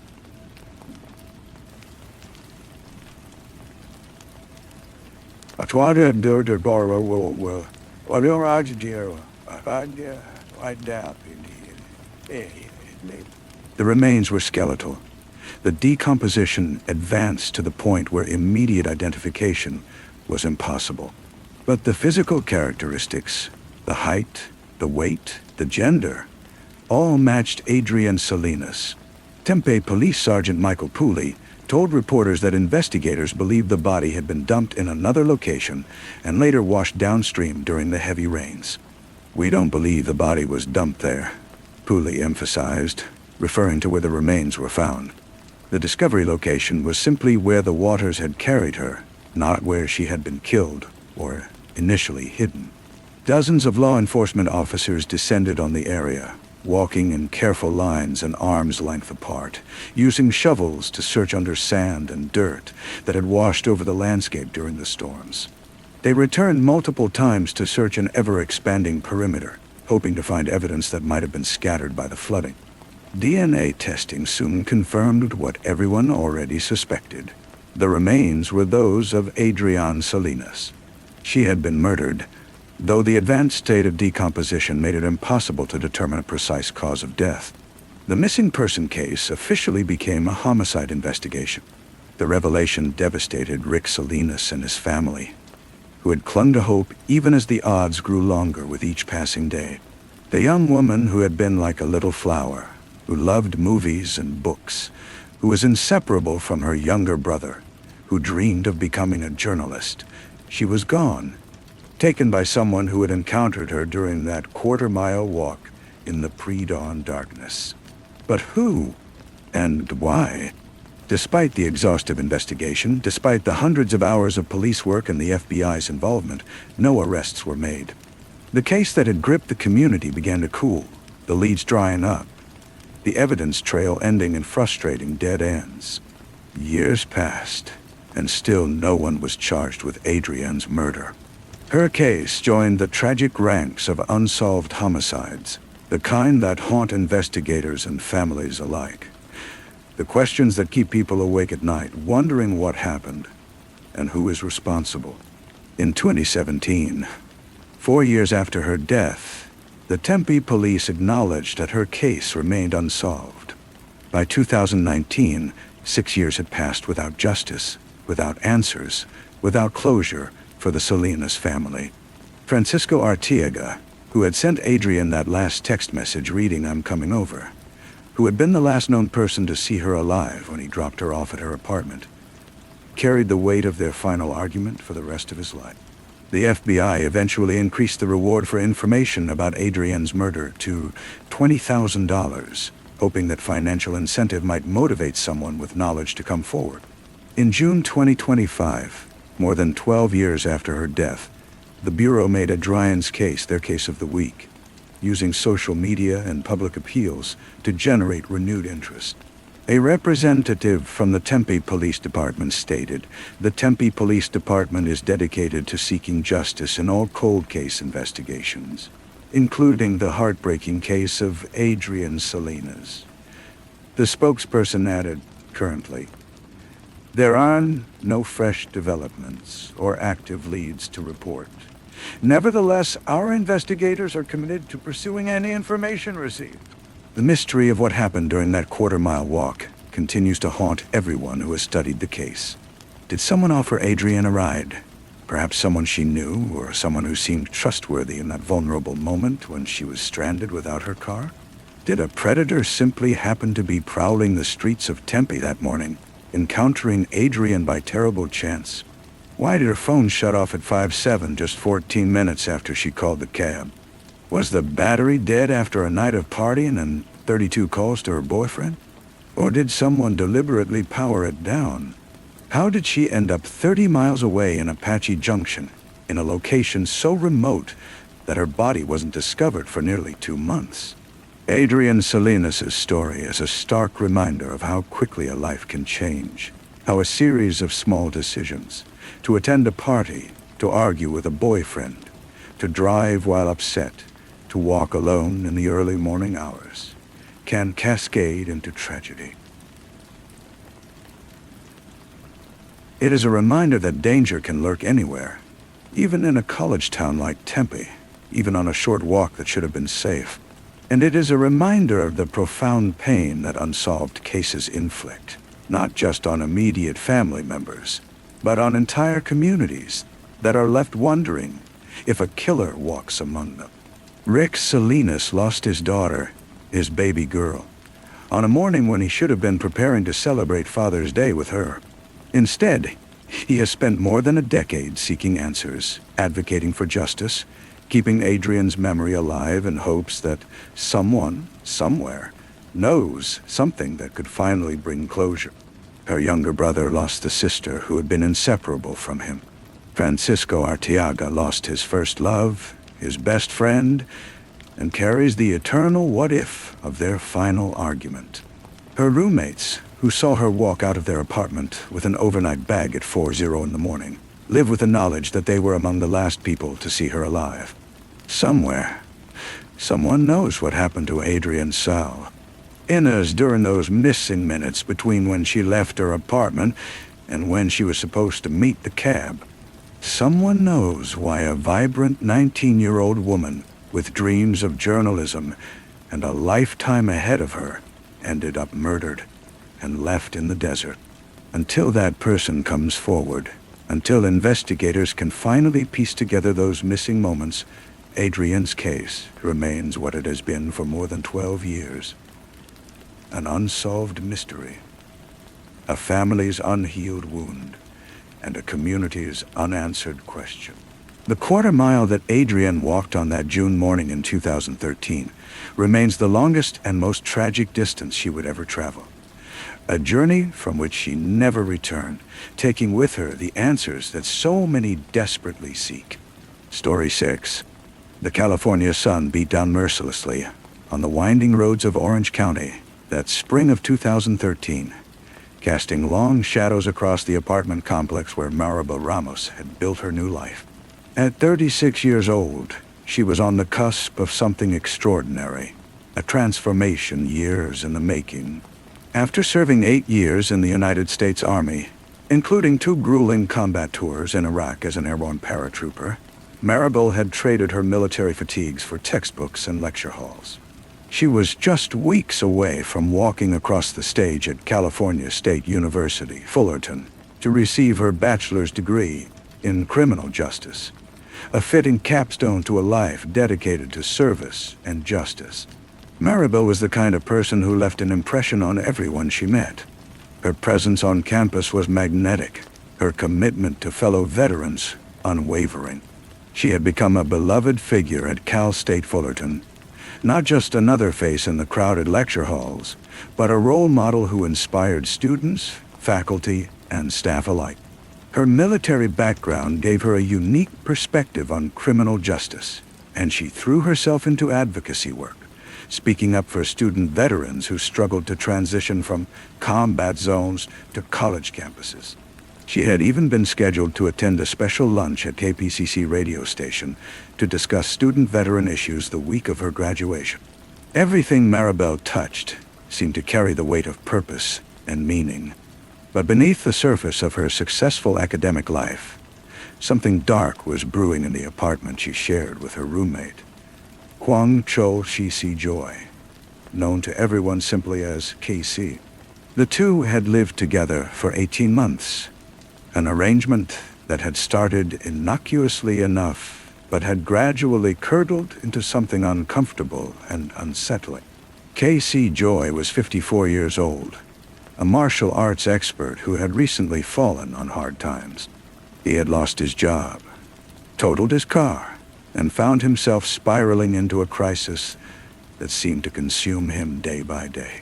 As the months wore on, Maribel began to notice changes in Casey's behavior that made her skin crawl. What had once been a roommate relationship had transformed into something far more troubling. Family members would later tell police that KC had become increasingly obsessed with Maribel, his attention toward her crossing boundaries that made her profoundly uncomfortable. The apartment that should have been her sanctuary became a place where she felt watched, studied, and trapped. The final straw came when KC repeatedly failed to pay his share of the rent. Maribel, ever practical and straightforward, told him he would have to move out. On April 20th, just 12 days before she would vanish from the world, Maribel made a phone call that would later haunt everyone who loved her. She contacted the Orange Police Department with a chilling message. She believed she was in danger. The words hung in the air like a premonition, a warning that somehow never translated into the protection she so desperately needed. May 2nd, 2013, started like any other Thursday. The California spring was in full bloom, and Maribel went about her day with her characteristic determination and energy. That evening, at exactly 7:15, surveillance cameras captured her dropping off her rent check at the property manager's office. The footage showed her alone, going through the motions of responsible adulthood, taking care of her obligations even as her world was about to collapse. It would be the last time anyone outside that apartment would see Maribel Ramos alive. What happened in the hours that followed remains partially shrouded in mystery, pieced together only through fragments of evidence and the cold logic of a criminal investigation. What is known is that Maribel returned to the apartment she shared with KC Joy, and at some point that evening or night, an argument erupted between them. The dispute centered on the same issue that had been festering for weeks: Casey's failure to pay rent and Maribel's insistence that he move out. But there may have been something else simmering beneath the surface. something more dangerous than unpaid bills. Prosecutors would later suggest that Casey may have harbored romantic feelings for Maribel, an infatuation that she did not reciprocate. In the confined space of that apartment, with emotions running high and rejection hanging thick in the air, something snapped. Casey Joy would later claim that after their argument, he went on a long drive to clear his head, and when he returned, Maribel was simply gone. But his story, like so many lies told in the aftermath of violence, would begin to unravel under scrutiny. The next day, May 3rd, Maribel failed to show up for her weekly softball game. For anyone who knew her, this was immediately alarming. Maribel was not the type of person to simply disappear without explanation. She was reliable, responsible, a veteran who understood the importance of commitment and communication. Friends tried calling her cell phone, but the calls went unanswered. Text messages piled up unread. By evening, her family had grown frantic enough to drive to her apartment for a wellness check. When they arrived, they found no trace of their daughter, no indication of where she might have gone. The apartment felt wrong, empty in a way that transcended mere physical absence. That night, with heavy hearts and growing dread, they reported Maribel missing. The Orange Police Department immediately launched an investigation. Detectives began the painstaking work of retracing Maribel's final hours, interviewing everyone in her orbit. They spoke with family members, friends from Cal State Fullerton, and even men she had recently connected with on the dating website Plenty of Fish. Every conversation, every interview seemed to point back to the same person, Casey Joy. One particular neighbor's account sent chills through the investigation team. This neighbor told detectives that on the very morning of May 3rd, just hours after Maribel had last been seen, Casey had wanted to file a missing person report. The timing was bizarre, suspicious. If Maribel had simply gone out on a date or stayed with a friend, why would Casey be so eager to report her missing at 10:30 in the morning? The neighbor also recounted something equally disturbing. When police arrived at the apartment to conduct their initial investigation, Casey had vanished for 4 hours. Calls to his phone went unanswered. When he finally reappeared, he claimed he had been sitting in a car in front of the apartment the entire time. A statement that strained credulity to its breaking point. Casey Joy agreed to speak with investigators, presenting himself as a concerned roommate desperate to find his friend. He described Maribel as his best friend, the only family he had. To reporters who descended on the story, he painted a picture of a woman who had left of her own accord. Oh, she left voluntarily. Nobody is going to drag her out, he told one television crew. She's a very stubborn woman. She has a very strong head on her shoulders. Nobody. Someone can. She had to. Someone had to come pick her up. Doll. His words tumbled out in nervous fragments, his demeanor oscillating between grief and something harder to define. When police searched the apartment, they seized 11 bags of evidence, including Casey's cell phone and Maribel's laptop. Casey consented to a full-body search and voluntarily provided a DNA sample, perhaps believing that cooperation would deflect suspicion. But even as he performed the role of helpful witness, neighbors noticed something that contradicted his story of innocence. 3 days after Maribel's disappearance, deep scratches marked both of Casey's arms. When questioned, he offered a casual explanation. He had been walking the dogs and fallen into some bushes. But the scratches looked fresh and angry, the kind of wounds that told a different story. For 2 agonizing weeks, Maribel's family held on to hope, even as that hope grew thinner with each passing day. Then, on May 16th, residents near Santiago Canyon Road, in the rugged hills of Modjeska, Canyon reported a terrible odor emanating from the brush. When authorities responded, they made a discovery that would transform the missing person case into a homicide investigation. Hidden in the vegetation on a hillside, so badly decomposed that investigators initially could not determine whether the remains were male or female, lay the body of Maribel Ramos. The location was remote and deliberate, a place where someone had hoped a body might never be found.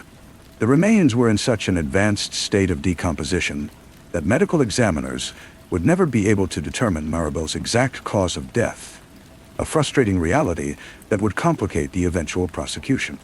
But even without a definitive cause of death, investigators were building a case against Casey Joy that relied not on a single smoking gun, but on a constellation of damning evidence.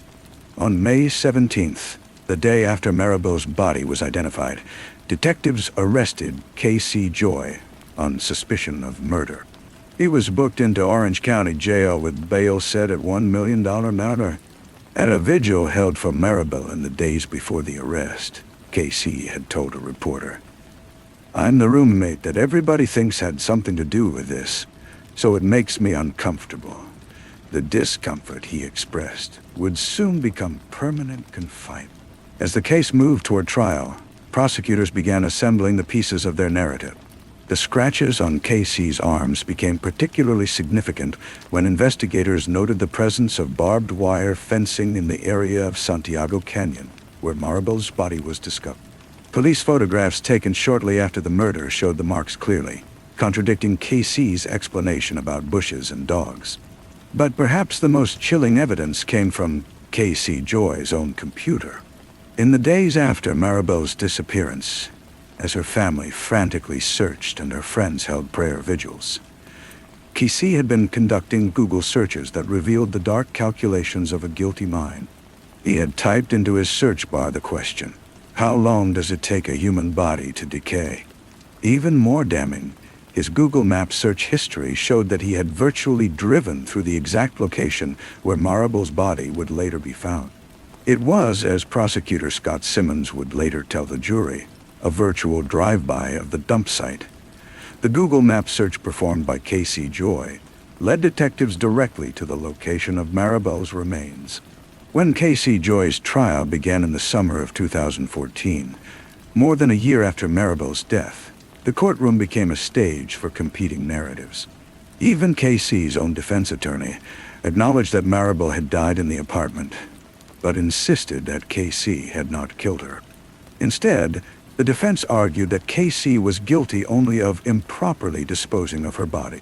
It was a legal strategy born of desperation, an attempt to explain away the undeniable fact that Casey had hidden Maribel's body in a remote canyon.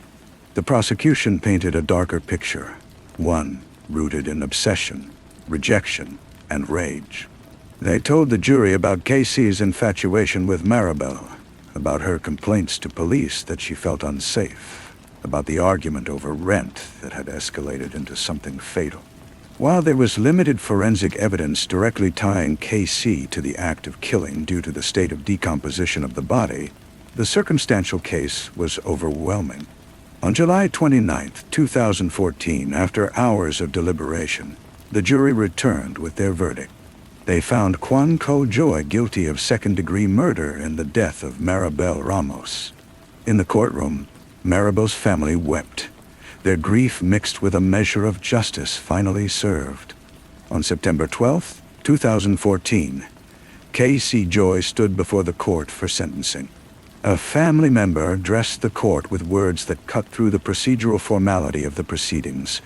"Mr. Joy needs to be put away for life. He is an evil man and a coward that should never be forgiven."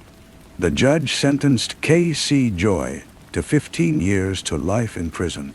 To this day, Casey continues to profess his innocence, maintaining his denial, even as the evidence continues to point inexorably toward his guilt. Maribel Ramos never got to walk across that graduation stage, never got to wear her cap and gown, and hear her name called among her fellow graduates. But on May 26, 2013, California State University, Fullerton, awarded Maribel a posthumous bachelor's degree in criminal justice. Her family accepted the diploma on her behalf, holding it as both a symbol of her achievements and a reminder of everything that had been stolen from her. University President Mildred Garcia spoke at the memorial service, her words capturing what so many felt: Maribel was a beloved student and military veteran who was actively engaged here on our campus and in the community. She was a wonderful role model for our students, faculty, and staff, and we honor her for her past service to our country as an airborne paratrooper. The case of Maribel Ramos remains a stark reminder of how quickly normalcy can descend into nightmare, how danger can lurk behind the most mundane circumstances. She had survived 2 tours of combat in Iraq, had faced down enemy fire and the chaos of war, only to be killed in her own apartment by someone she had tried to trust. Her story resonates because it speaks to a fundamental vulnerability that many people, particularly women, face in their daily lives. The danger that comes not from strangers in dark alleys, but from people who share their living spaces, who know their routines, who feel entitled to something that was never offered. In the end, Maribel Ramos is remembered not for how she died, but for how she lived. She is remembered as a soldier who served her country with honor, as a student who pursued education with determination, as an advocate who fought for her fellow veterans, and as a woman whose life held infinite promise. The apartment in Orange where she spent her final hours has long since housed other tenants. The sidewalk where she dropped off that last rent check has been walked by thousands of other feet. But the memory of what happened there lingers. Justice, such as it is, was served when Casey Joy was led away to prison. But for Maribel's family, for the friends who miss her laugh and her strength, for the Cal State Fullerton community that lost a shining example of perseverance, no verdict could ever truly balance the scales. She remains forever 36, forever on the cusp of graduation, forever a testament to a life cut short by senseless violence. Story 7. The late autumn air hung heavy over Costa Mesa, California, as Thanksgiving Day 1991 drew to a close. In a modest apartment on Eldon Street, the sounds of celebration had long since faded, replaced by something far more sinister.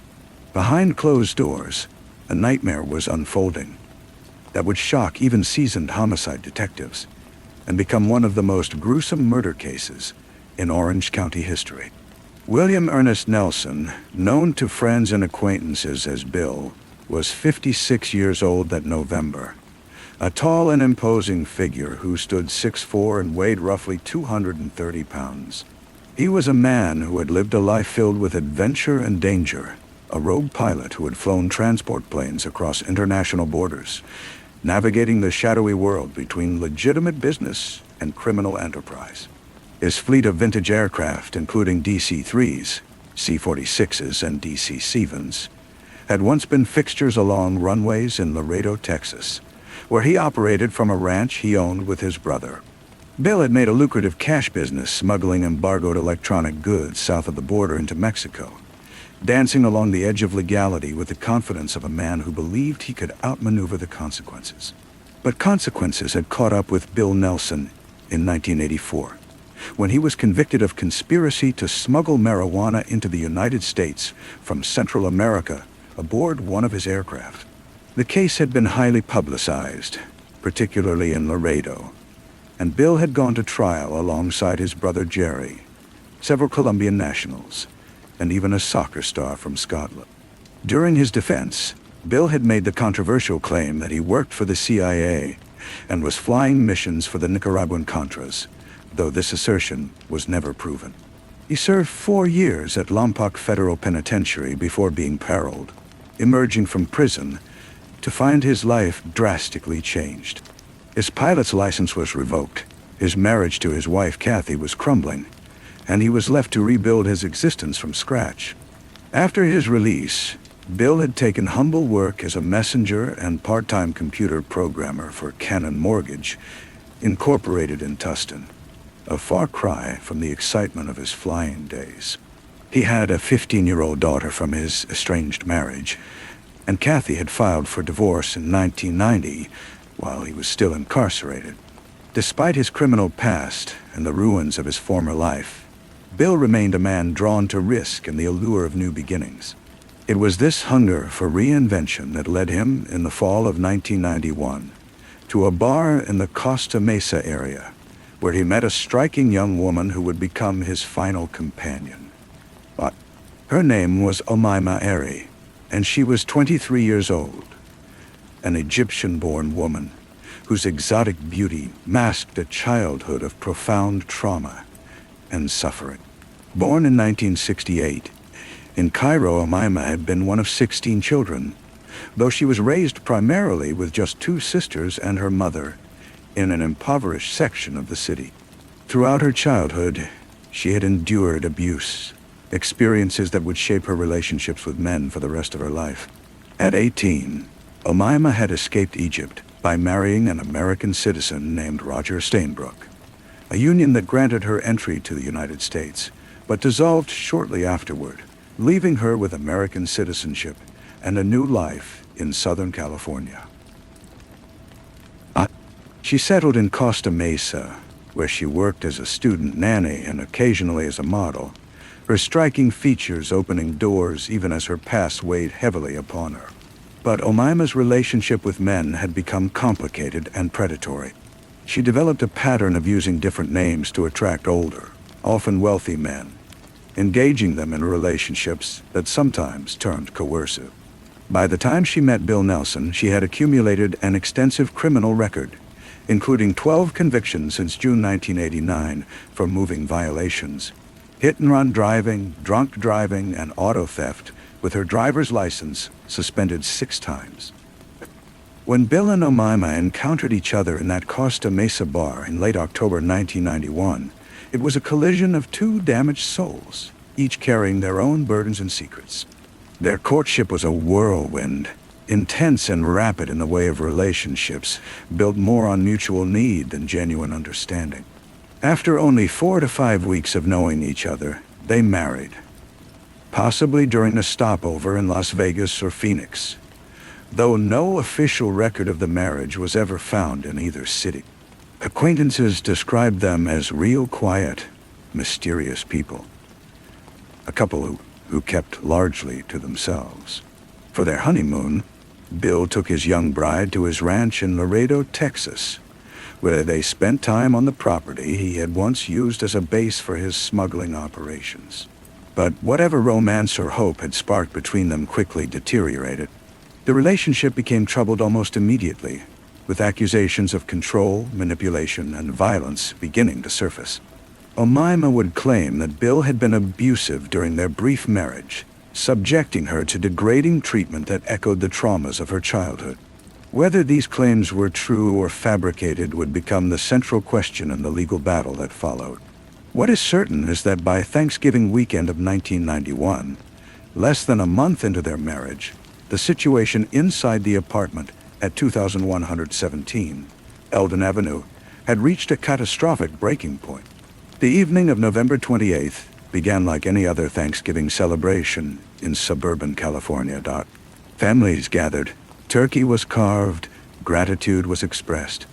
But inside the Nelson apartment, something darker was unfolding.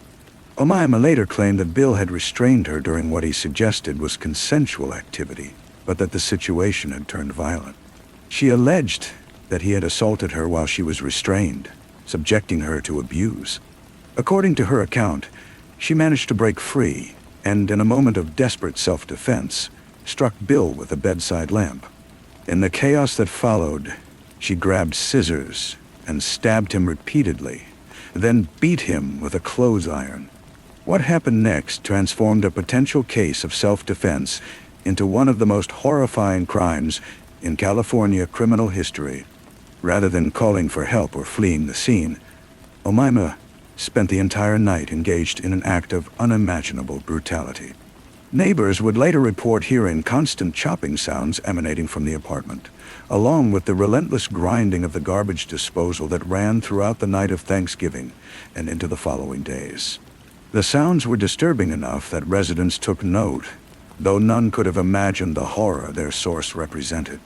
Inside the apartment, Omaima systematically dismembered Bill Nelson's body using kitchen tools and implements, and began a methodical process of disposal that suggested careful planning rather than panicked improvisation. The body parts were stuffed into 33 garbage bags, some of which were mixed with leftover Thanksgiving turkey in a macabre attempt to disguise the contents. She disposed of other portions through the garbage disposal, sending pieces of her husband into the Costa Mesa sewage system. For 3 days, Omaima kept this terrible secret, living among the scattered remains of the man she had married just weeks earlier. But on December 1st, she made a decision that would ultimately lead to her arrest. She reached out to a friend named Jose Esquivel, inviting him to meet with her. When Jose arrived, Omaima showed him a black trash bag sitting in Bill's red 1975 Corvette parked at Monte Vista Avenue, Torres. Inside the bag, wrapped in newspaper, were human organs. Omaima confessed to Jose that she had killed Bill, telling him that Bill had restrained her and assaulted her before she knocked him unconscious with a lamp. She explained that she had then dismembered his body. In a desperate bid for help, she offered Jose $75,000 from Bill's safe, along with 2 motorcycles if he would help her dispose of the remains.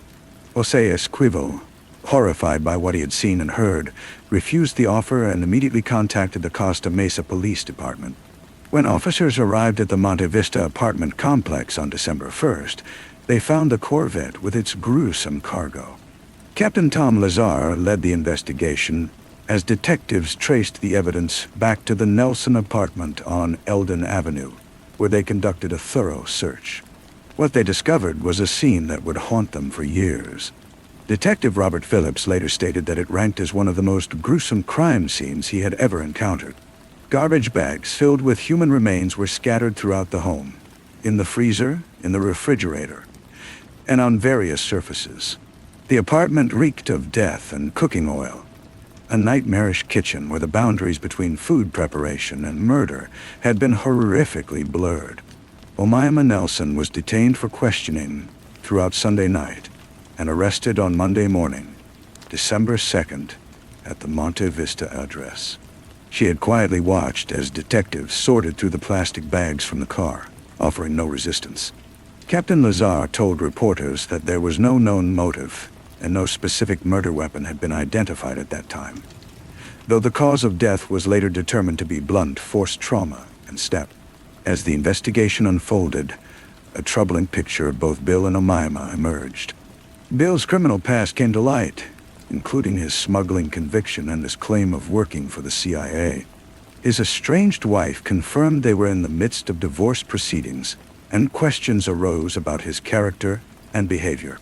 Meanwhile, Omaima's own criminal history was revealed, including her pattern of targeting older men and her numerous legal troubles. An ex-boyfriend came forward to testify that Omaima had once pulled a gun on him and demanded money, revealing a history of threatening behavior toward men. In a hearing to determine whether Omaima should stand trial, Jose Esquivel provided detailed testimony about her confession and her attempt to enlist his help. Orange County Harbor Municipal Court, Judge Suzanne Shaw, determined there was sufficient evidence to proceed, and Omaima was charged with first-degree murder. Outside the courtroom, Deputy Public Defender Tom Mooney told reporters that he believed Omaima had acted in self-defense, stating that she was a woman who was preyed upon by William Nelson. The trial began in December 1992, more than a year after the murder. Deputy District Attorney Randolph Pawlowski painted a chilling picture for the jury during opening statements, describing how Omaima had struck Bill over the head 20 times, stabbed him, dismembered his body, and stuffed the remains in garbage bags and boxes. He argued that Omaima had used a diabolical thought process to commit the dismemberment and disposal, suggesting premeditation and calculation rather than spontaneous self-defense. Prosecutors portrayed her as a predator who had killed Bill, possibly for his money, pointing to her history of defrauding and threatening men. They noted that the $75,000 she had offered Jose actually came from Bill's safe, which investigators discovered had contained only $100, meaning she had been lying about the payment she promised. Defense attorney Thomas Mooney did not deny that Omaima had killed Bill. Instead, He argued that the jury needed to decide what her state of mind was at the time she killed him. He presented evidence of Omaima's traumatic childhood, including the abuse she had endured throughout her youth. That had an effect on her mentally, Mooney told the jury. He argued that she had been victimized throughout her life by men, and that she was reacting to years of abuse by other people, to recent abuse by William Nelson, and she broke down. The defense sought to create a narrative of a damaged woman who had finally reached her breaking point after a lifetime of male violence. During the trial, a psychiatrist testified about Omaima's mental state, and disturbing details emerged about what she had told prison-appointed psychologists. She admitted that she had thought about killing Bill before carrying out the murder, a revelation that significantly undermined her self-defense claim. When prosecutors asked her where the missing 130 pounds of Bill's body had gone, she claimed he was all there, though clearly significant portions remained unaccounted for. After 6 days of deliberation, the jury reached a verdict that reflected their conflicted feelings about the case. They acquitted Omaima of first-degree murder, finding insufficient evidence to prove the killing was premeditated. Despite the sympathy they felt for her traumatic past, they did not believe her claims of abuse by Bill Nelson were sufficient to justify her actions. Instead, they convicted her of second-degree murder, as well as assault, false imprisonment, and the robbery of another man named Robert Hansen. In January 1993, Omaima Nelson was sentenced to 27 years to life in prison. The case did not end with her conviction. In 2006 and again in 2011, Omaima appeared before parole commissioners seeking early release. On both occasions, she was denied parole, with commissioners determining that she remained a threat to public safety. During the 2011 hearing, which was described as lengthy and emotional, Omaima continued to maintain her version of events, but the board was unconvinced.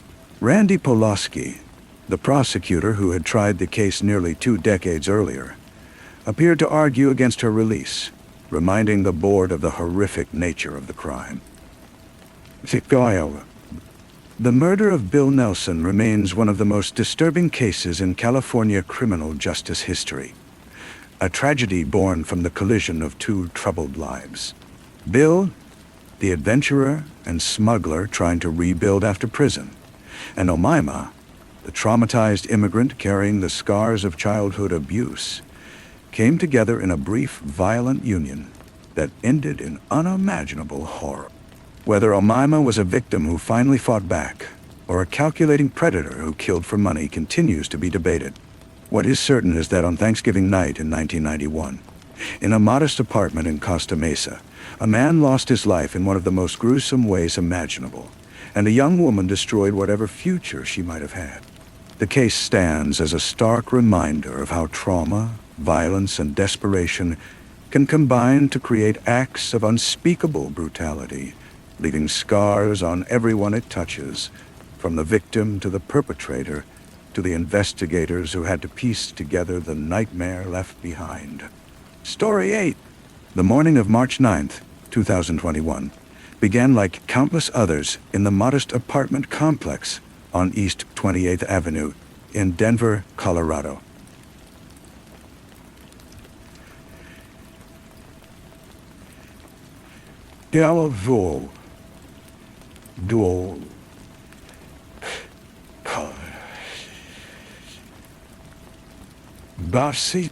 Inside one of the units, 24-year-old Jocelyn Jassy Quintero sat down at her computer in the pre-dawn darkness, logging into her work system at precisely 5:30 in the morning. She was dedicated and reliable, the kind of employee who never missed work without explanation, who always communicated when something came up. Her supervisor had come to depend on that reliability, trusting that Jocelyn would always be where she was supposed to be, doing what she had committed to do. Jocelyn was on the cusp of achieving something remarkable. After years of hard work and dedication, she was just months away from earning her master's degree in accounting from the University of Utah. The achievement represented not just academic excellence, but the culmination of dreams and ambitions, the opening of doors to a future filled with professional opportunity and personal fulfillment. She had worked tirelessly toward this goal, balancing the demands of graduate-level coursework with the responsibilities of daily life. She shared that apartment with her husband, 23-year-old Jonathan Nino Maldonado, a man whose name would soon become synonymous with betrayal and violence. Their relationship had not always been peaceful. 2 years earlier, in 2019, Nino Maldonado had been arrested on domestic violence charges that included strangulation. The charges painted a disturbing picture of a man willing to put his hands around his wife's throat, to cut off her air supply, to exert lethal force in moments of rage. But those charges never resulted in conviction. Jaslyn, perhaps believing in redemption or trapped by the complex psychology that keeps so many victims bound to their abusers, had dropped the charges. The couple resumed their relationship, and from the outside, life appeared to continue.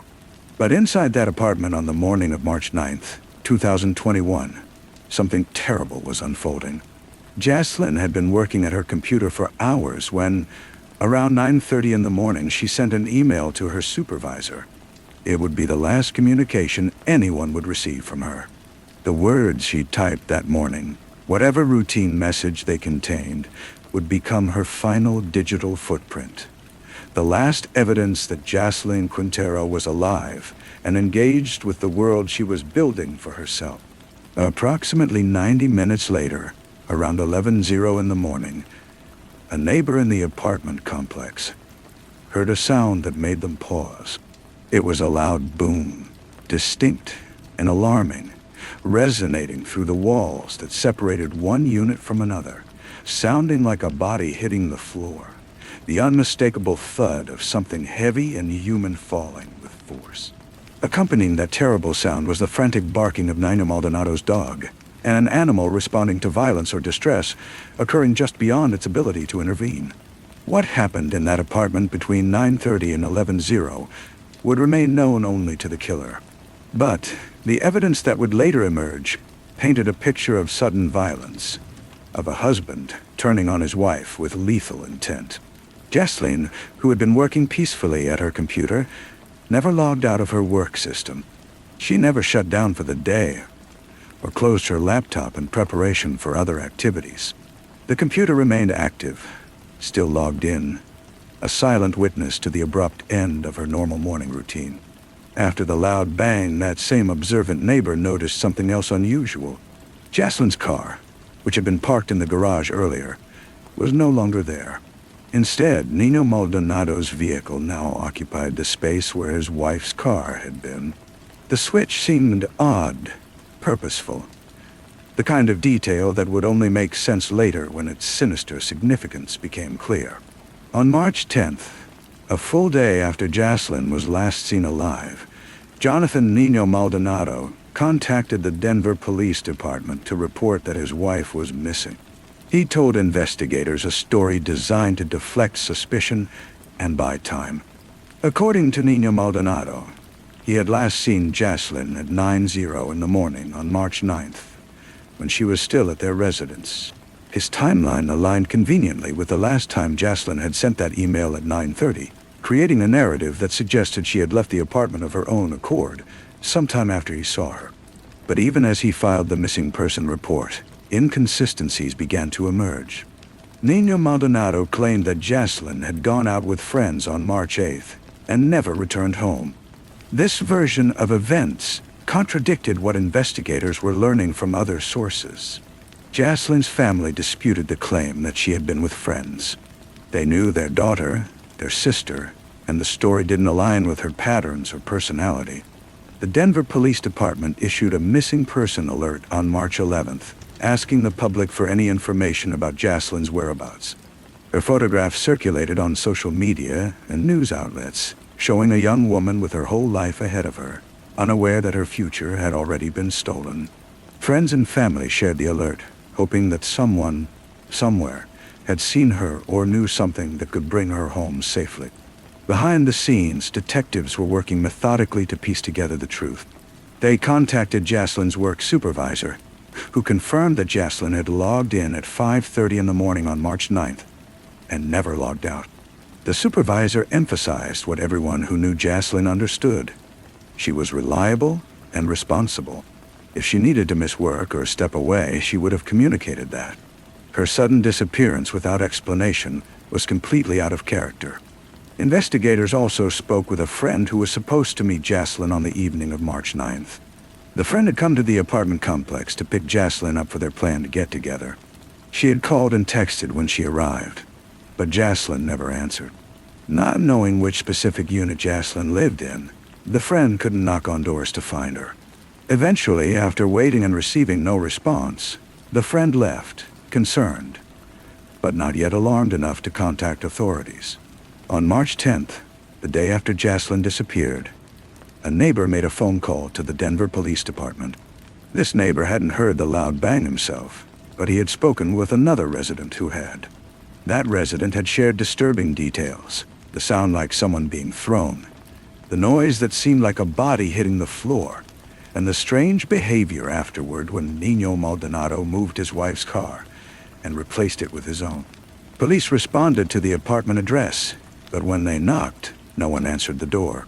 The investigation intensified as detectives interviewed the neighbor who had actually heard the loud boom.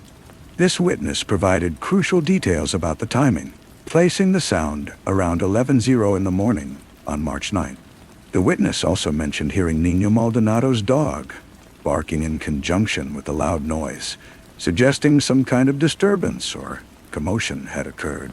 Combined with the car being moved and Jaslyn's sudden disappearance, a picture began to emerge that pointed investigators in a specific direction. By Thursday, March 11th, detectives had obtained information that led them to focus on a specific location. Someone had provided details about where Jaslyn might be found. Information that suggested her disappearance was not voluntary, and that she was not alive. The investigation shifted from a missing person case to a potential homicide, and the focus turned to a rural area in Aurora, specifically Adams County. On Friday morning, March 12th, 2021, investigators arrived at the intersection of East 26th Avenue and Powhatan Road in a remote rural part of Adams County. It was the kind of desolate area where someone might dump something they desperately wanted to hide. Far from the populated neighborhoods of Denver, isolated and unlikely to attract attention. There, near the road in that barren landscape, investigators discovered human remains. The body had been stuffed into a bag and abandoned, discarded like trash, in an area where it might not have been found for days or weeks, if not for the information that had led police directly to the location. The remains were believed to be those of Jaslyn Quintero, though positive identification would require confirmation from the medical examiner. The condition and location of the body told a story of violence followed by panic, concealment of a killer trying desperately to hide evidence of his crime. Shortly after the discovery of the remains, Denver police arrested Jonathan Nino Maldonado and charged him with first-degree murder. The arrest came swiftly, the evidence pointing unmistakably toward the husband who had reported his wife missing just 2 days earlier. Police made clear in their statements that they believed Jaslyn's killing was a domestic violence-related homicide. The man who had strangled her before, who had been arrested but never convicted because she dropped the charges, had now allegedly taken her life entirely. The Denver District Attorney's Office, led by District Attorney Beth McCann, announced formal charges against Nino Maldonado on March 18, 2021. He faced 1 count each of first-degree murder, first-degree assault, tampering with a dead human body, and abuse of a corpse. The multiple charges reflected not just the killing itself, but everything that came after: the assault that caused her death, the deliberate concealment of her body, and the desecration involved in stuffing her remains into a bag and dumping them in a rural area. The Office of the Medical Examiner conducted a thorough autopsy to determine the exact cause and manner of Jaslyn's death. The examination revealed that she had been strangled. Her life ended by hands around her throat, cutting off her airway. It was the same method of violence that Nino Maldonado had allegedly used against her in 2019, the same dangerous behavior that had led to his arrest on domestic violence charges. This time, he had not stopped before causing death. The strangulation had been fatal, ending Jacelyn's life in those terrible moments in their apartment on the morning of March 9th. Francisco Quintero, Jacelyn's brother, spoke publicly about the tragedy that had taken his sister's life. His grief was palpable as he discussed how Jacelyn had dropped the domestic violence charges in 2019 and resumed her relationship with the man who would eventually kill her. He expressed hope that his sister's story might serve as a lesson, a warning to other women trapped in toxic relationships with partners capable of violence. His words carried the weight of someone who had watched a dangerous situation from the outside, unable to force intervention, helpless to protect a loved one who had made her own choice to stay. The legal proceedings moved slowly through the system, as serious criminal cases often do. Nino Maldonado remained in custody while his attorneys prepared a defense and prosecutors built their case. The evidence against him was substantial.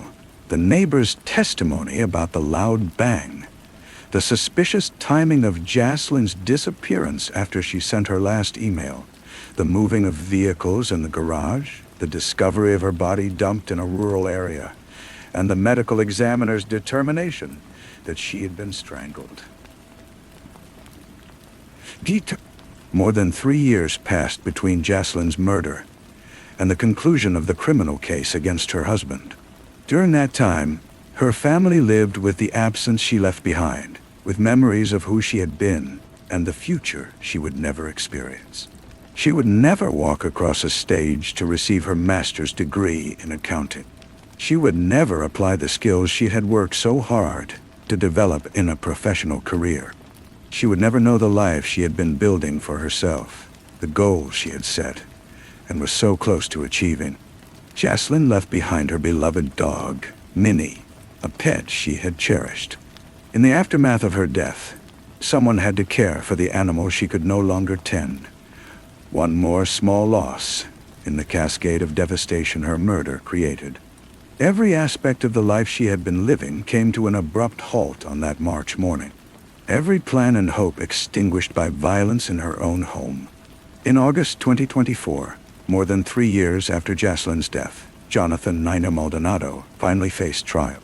A jury heard the evidence that prosecutors had assembled, the timeline of events on March 9th, the neighbor's testimony about the loud bang that sounded like a body hitting the floor, the work records showing Jacelyn had logged in early that morning and never logged out, the discovery of her strangled body dumped in a rural area, and the prior history of domestic violence.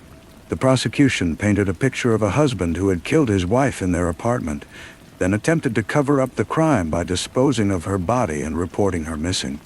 On Wednesday, August 28th, 2024, after hearing all the evidence and deliberating on the charges, the jury returned their verdicts. They found Jonathan Nino Maldonado guilty on all counts: first-degree murder, assault in the first degree, tampering with a deceased body, and abuse of a corpse. Convictions held him accountable not just for taking Jacelyn's life, but for everything he had done in the aftermath to conceal his crime. 2 days later, on Friday, August 30th, 2024, Judge Erica Arndt pronounced sentence died. D-O-N-B. Done. Arndt sentence.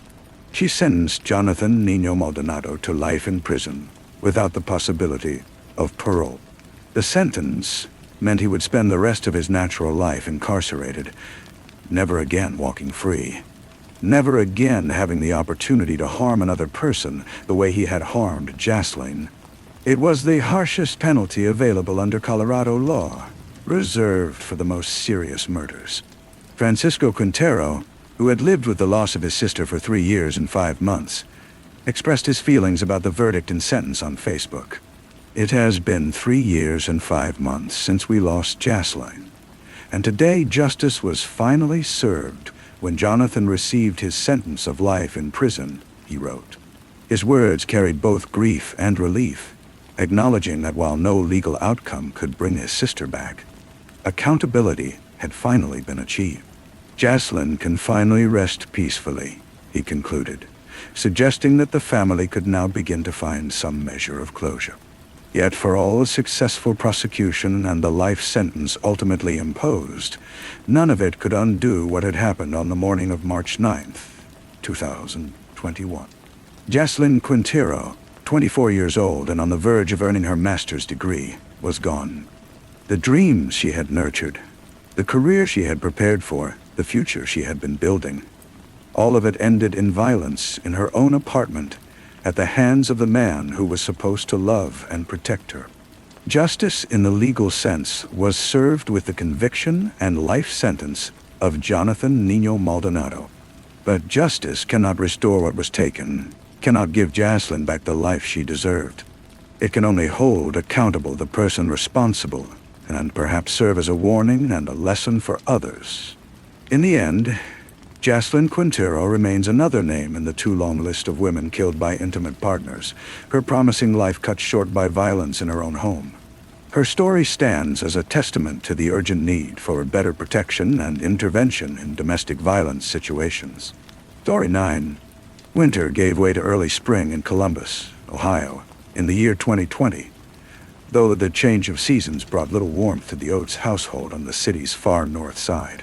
Inside the modest home where Mark Oates lived with his wife, Letitia Marie, and their 3 sons, something was profoundly wrong. The youngest boys, aged 6 and 9, could sense the shift in their mother, even if they could not name it. But for 11-year-old Joshua Oates, a 6th grader at Liberty Elementary School in the Worthington City School District, the changes in his mother over the past months would soon prove fatal. Joshua was the kind of child teachers and neighbors remembered fondly, a boy who brought energy and enthusiasm to the classroom, and played with his younger brothers with the gentle protectiveness of an older sibling. In the spring of 2020, as the world reeled from the emerging COVID-19 pandemic and uncertainty clouded every family's future, Joshua should have been focused on his schoolwork, his friends, and the small joys of childhood. Instead, he found himself caught in the grip of his mother's deteriorating mental state, a descent into delusion and religious mania that no one in the family seemed able to stop. The warning signs had been building since January 2020, when Letitia Oates began exhibiting behavior that alarmed her husband. She became intensely, obsessively religious, her faith transforming from comfort to compulsion. Where once she had been a typical mother managing the routines of raising 3 boys, she now spoke constantly of spiritual matters, of demons and divine missions, of ancient powers and mystical connections. Mark Oates watched his wife spiral with growing concern, unsure how to help her or protect their children from the increasingly erratic behavior. By February 2020, the situation had deteriorated to the point where Mark felt he had no choice but to call for help. Emergency medical services personnel arrived at the house, summoned by a husband who no longer recognized the woman he had married. Letitia's mother urged Mark to be honest with the medics, to tell them that her daughter had become a threat to herself and others. But standing there in his own home with his 3 sons nearby and his wife in crisis, Mark could not bring himself to say those words. He did not feel, in that moment, that Letitia posed a danger. It was a decision he would come to regret with every fiber of his being. The EMS visit did not result in hospitalization or intervention that might have changed the trajectory of what was to come. Letitia remained at home with her family, her delusions continuing to deepen and twist into darker territory. She became fixated on the idea of voodoo, on the history of Marie Laveau, the famous New Orleans practitioner of voodoo in the 1800s, who had used her spiritual knowledge to heal and help others. Letitia came to believe that she shared ancestry with Laveau, that she had inherited some mystical power or obligation. To her increasingly distorted perception, this connection was not metaphorical, but literal and urgent. In early March 2020, Letitia told her husband she needed to take the boys on a trip. One morning she loaded Joshua, then 11, and his younger brothers into the car and drove them to a hiking trail. They spent time outdoors, the boys perhaps relieved to be doing something normal with their mother, something that felt like the old days before the strangeness had taken hold. But when the hike ended, Letitia did not take them home. Instead, she told her sons they were going on a journey to the south, explaining to them that they would be tracing her ancestry. She pointed the car toward Mississippi and drove away from Ohio, away from Mark, away from the familiar safety of home. Mark Oates did not know where his wife and children had gone. Letitia had not told him of her plans, had not asked permission or explained her reasoning. She simply left, taking the 3 boys with her on what she believed was a spiritual mission. For Mark, the days that followed must have been agonizing, filled with worry and confusion about where his family had gone, and when they would return. Letitia drove south through Kentucky and Tennessee, crossing state lines with her 3 sons in the car, heading toward Mississippi. On March 14, 2020, she checked into a Hampton Inn in Laurel, Mississippi, a small city known for its historic downtown and southern charm. The hotel room became their temporary home, a space where the 3 boys tried to settle in while their mother's behavior grew increasingly erratic. Joshua and his younger brothers had no way of knowing that they had been brought to this place, not for a family adventure or genealogical exploration, but because their mother's delusions had taken on a deadly dimension. Inside the hotel room, Letitia's grasp on reality continued to slip away. She looked at her eldest son, the boy she had carried for 9 months and raised for 11 years, and what she saw was no longer Joshua. The delusions that had been building for months crystallized into a horrifying conviction. Her son was not her son anymore. He was a demon. His eyes had turned red. He was growling. He was not human anymore. In Letitia's fractured mind, the child she had brought into the world had been possessed by something evil, something that needed to be destroyed. Letitia had brought with her a metal rod approximately 1.5 inches in diameter. To her, this was not simply a piece of metal, but an ancient dagger, a stake imbued with spiritual power, as though it were a sacred object rather than the instrument of her son's murder. On the night of March 14, 2020, while Joshua lay sleeping in the hotel room and his 2 younger brothers were nearby, Letitia made her move. She approached Joshua's bed with the metal rod in her hands, intending to end his life. But Joshua woke before she could deliver the fatal blow. His eyes opened to see his own mother standing over him with a weapon. And in that moment of confusion and terror, the 11-year-old boy faced the incomprehensible reality that his mother meant to kill him. What happened next is almost too horrible to describe. Letitia grabbed Joshua and dragged him toward the bathroom. In the struggle, her rosary beads broke, scattering across the floor. To Letitia, this was further confirmation that she was doing the right thing, a sign that there was a demon in the room. The breaking of the rosary did not give her pause or shake her conviction. Instead, it strengthened her resolve to complete what she saw as a spiritual battle. In the bathroom of the Hampton Inn, with his 2 younger brothers in the adjacent room, Joshua Oates fought for his life. Letitia attacked him with the metal rod, striking him again and again with brutal force. Each blow was an act of violence against her own child, against a boy who had done nothing wrong, whose only crime was existing in his mother's delusional worldview as something evil. Joshua's younger brothers heard everything. They heard the sounds of the struggle. They heard their older brother's voice rising in desperation and confusion, asking the question that would haunt everyone who later learned of this case. Why are you doing this? Letitia did not stop. She struck Joshua more than 60 times with the metal rod, each impact causing devastating injury. She pushed him under the water, adding drowning to the litany of horrors she inflicted on her eldest son. When it was finally over, when Joshua Oates lay dead in the hotel bathroom, Letitia left his body there.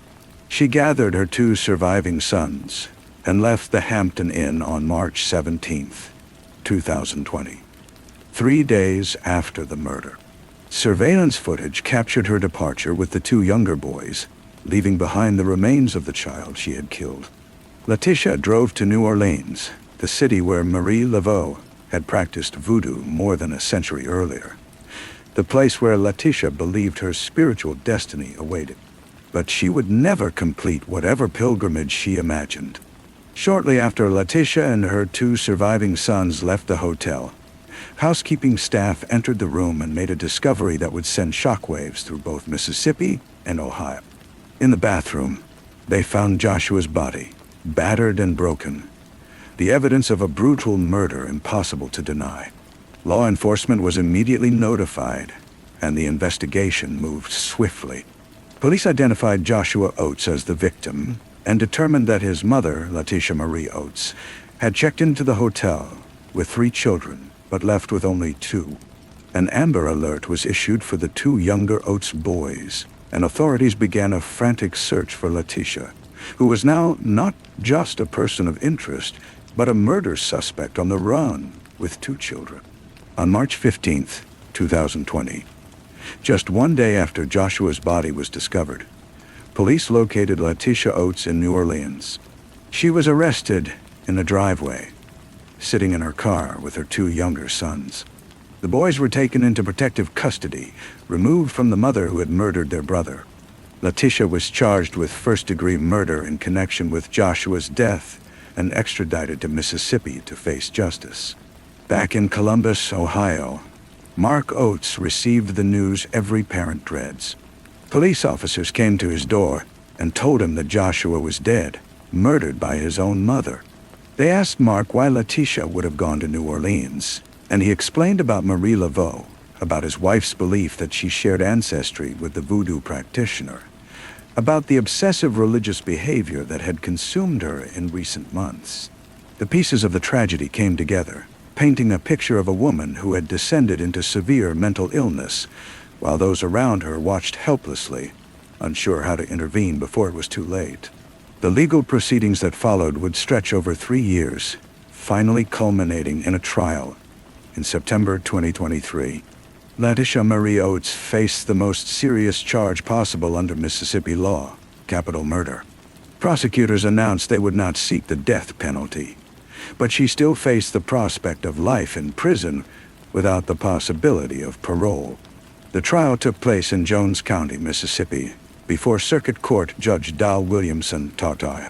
For 4 days, the jury heard evidence that detailed the horrific nature of Joshua's death and the depths of his mother's delusions. Prosecutors with the Jones County District Attorney's Office argued that despite her mental illness, Letitia Oates knew what she was doing when she killed her son. They presented evidence of the more than 60 wounds Joshua sustained, the brutality of the attack, and the fact that Letitia had fled the scene and attempted to evade capture. The defense acknowledged that Letitia had killed Joshua, but argued that she was suffering from severe mental illness at the time. They presented taped interviews with investigators in which Letitia described her belief that Joshua was a demon, her conviction that she needed to use the ancient dagger to destroy him. They pointed to her husband's testimony about her increasingly erratic behavior in the months leading up to the murder, the call to Ems in February, and her obsessive fixation on voodoo and Marie Laveau. The defense team asked the jury to find Letitia not guilty by reason of insanity, or not guilty but mentally ill, and still presenting a danger to society. Mark Oates took the stand and testified about his wife's deterioration. He described how the problems began in January 2020, how she became overly religious, how he called Ems in February, because he did not know what to do. He spoke about his wife's belief in Marie Laveau, and explained that Letitia had taken the boys to New Orleans after killing Joshua because of her connection to the voodoo practitioner. His testimony painted a picture of a family torn apart by untreated mental illness, of a husband who had tried to help but had not understood the full extent of the danger until it was too late. Letitia Oates did not testify in her own defense. She sat in the courtroom while witnesses and evidence laid bare the horrific details of what she had done to her son. On the 4th day of trial, After hearing all the evidence and listening to closing arguments, the jury retired to deliberate. They took less than 5 hours to reach their verdict. On September 28, 2023, the jury returned to the courtroom and announced their decision. They found Letitia Marie Oates guilty of capital murder in the death of Joshua Oates. They rejected the insanity defense and the argument that she was not guilty but mentally ill. In the eyes of the jury, despite her delusions and religious mania, Letitia Oates bore criminal responsibility for murdering her 11-year-old son. Judge Dal Williamson sentenced her to life in prison without the possibility of parole. Letitia would spend the rest of her days behind bars, never to be released, paying for the crime of murdering the child she had brought into the world.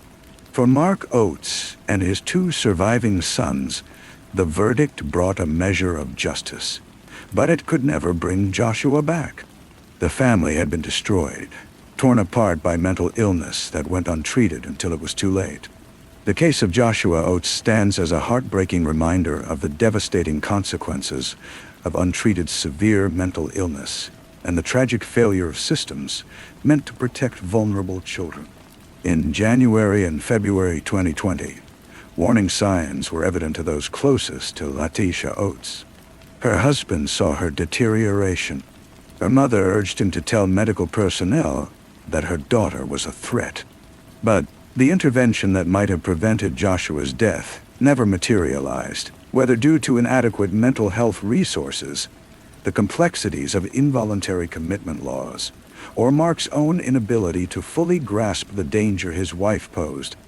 Letitia did not receive the psychiatric care she desperately needed. Today, Letitia Marie Oates sits in a Mississippi prison, where she will remain until she dies. Joshua Oates will never grow older than 11, never attend middle school or high school, never fall in love or pursue his dreams. His story serves as a painful testament to the urgent need for better mental health intervention and the importance of taking seriously the warning signs when someone begins to lose their grip on reality. If the system had worked differently, if help had arrived in time, Joshua might still be alive today, and the family might still be whole. Instead, we are left with the unbearable knowledge that an 11-year-old boy died asking his mother why she was hurting him. And she answered with violence born of delusion that no child should ever have to face. Story 10. The morning of March 6, 1989, dawned cold and white across Monroe County, Pennsylvania, where a heavy snowfall had blanketed the hills and valleys of the Pocono region. For children in the small community of Cresco, near the town of Kunklatown, it was the kind of morning that sparked pure joy. School had been canceled, and the world outside had transformed into a winter playground. Parents watched their children bundle up in layers of warm clothing, their excited voices carrying through the crisp air as they hurried outside to sled, build snowmen, and ride snowmobiles across the pristine white landscape. No one could have imagined that before the day ended, one child would be dead and another would be thrust into a legal nightmare that would challenge the very foundations of the American justice system. Jessica Ann Carr was 7 years old, a first grader with her whole life stretching out before her like an unmarked page. Born on February 27, 1982, Jessica was the kind of child who brought light into a room, whose laughter was infectious, and whose presence made ordinary days feel special. On that snow day, she made her way to the home of Richard and Trudy Ratty, neighbors who lived on Hideaway Hill in Cresco. The Ratty house had become an informal gathering place for neighborhood children that morning, a warm refuge where kids could play video games inside before venturing out into the snow. Among the children gathered at the Ratty home was 9-year-old Cameron Robert Kosher, the Ratty's next-door neighbor. Cameron lived with his parents, Keith and Patricia Kocher, in a modest split-level home adjacent to the Ratty property. To those who knew him, Cameron appeared to be an ordinary boy, a fourth grader who enjoyed the same things other children his age enjoyed. He had gone hunting with his father and was familiar with firearms, a common experience for boys growing up in rural Pennsylvania. On the surface, There was nothing to distinguish Cameron from any other child playing at the Ratty house that morning. The children spent the early part of the day inside, clustered around the television as they took turns playing Nintendo, the video game console that had captivated young people across America. The game room filled with the sounds of electronic beeps and the excited chatter of children competing against each other, their faces illuminated by the glow of the screen. But as the morning wore on, the excitement turned to chaos. The children had made a mess in the kitchen, scattering food and leaving dishes strewn about. When Richard Ratty discovered the disorder, he put his foot down. "No more Nintendo," he told the children firmly. The game was over. Some of the children, including Jessica, decided to go outside and ride the snowmobiles. The machines roared to life, their engines cutting through the quiet of the winter afternoon as the children took turns racing across the snowy fields. But Cameron did not join them. Instead, he left the Ratty home and returned to his own house next door. What happened in the minutes that followed would shatter two families and force an entire community to confront questions about childhood, violence, and justice that had no easy answers. Inside his family's home, Cameron went to the base of a lamp where his father kept a hidden key to the gun cabinet. He retrieved the key, walked to the locked cabinet, and opened it. Inside was a high-powered hunting rifle equipped with a scope, the kind of weapon designed for precision shooting at long distances. Cameron had handled guns before during hunting trips with his father, and he knew how they worked. He removed the rifle from the cabinet and loaded it with ammunition, his small hands working with a familiarity that spoke to his previous experience with firearms. Carrying the loaded rifle, Cameron climbed the stairs to a second-story bedroom. He walked to the window, unlocked it, and opened it to the cold winter air. He removed the screen, creating a clear line of sight to the field where the other children were playing. Through the scope of the rifle, Cameron could see Jessica Carr riding as a passenger on one of the snowmobiles, her small form moving across the white landscape.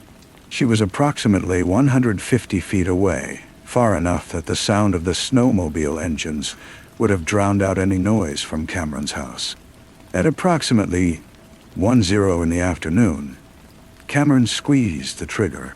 The rifle discharged with a crack that echoed across the snow-covered hills. The bullet traveled the distance between Cameron's window and the snowmobile in a fraction of a second, striking Jessica in the back with devastating force. It pierced her spine and right lung, and she slumped forward on the snowmobile. The recoil from the rifle was powerful, and the scope kicked back, striking Cameron in the forehead and leaving a visible wound. On the snowmobile, Jessica's companions realized immediately that something was terribly wrong. They brought the snowmobile to a stop and called for help, their voices rising in panic as they saw the blood and realized Jessica had been shot. Within moments, the scene descended into chaos. Adults rushed from the Ratty home to where Jessica lay in the snow, her life bleeding away into the white ground beneath her. Someone called for an ambulance. But even as emergency services were dispatched, those who saw Jessica's wound understood the gravity of her injury. Back in his own house, Cameron moved quickly to hide what he had done. He returned the rifle to the gun cabinet and locked. He found the empty shell casing and hid it, removing evidence of the shooting. He concocted a story to explain the wound on his forehead, prepared to lie about what had caused it. And then, in a moment that would later be cited as evidence of his state of mind, Cameron allegedly returned to the Ratty home, where Jessica lay dying, and told another child, "If you don't think about it, you won't be sad." Jessica Ann Carr was transported to Pocono Hospital, but the damage was too severe. The 7-year-old girl died from her injuries, leaving behind a family devastated by grief and a community struggling to understand how such a tragedy could have occurred. Initially, police feared a sniper was on the loose in the area, a random shooter who might strike again. But as investigators examined the trajectory of the bullet and interviewed witnesses, they began to piece together what had actually happened. The shot had come from the Kocher house, from a second-story window. And the only person home at the time, the only person with access to the gun cabinet, had been 9-year-old Cameron. 2 days later, on March 8, 1989, Cameron Robert Kocher was arrested and charged with criminal homicide. He was 9 years and 10 months old, a child who still had baby teeth and whose legs did not reach the ground when he sat in a chair. The arrest sent shockwaves through the community and beyond. This was not a case of an accident.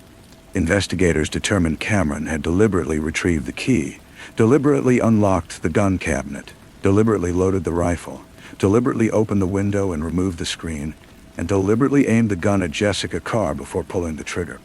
The actions required planning, intent, and follow-through.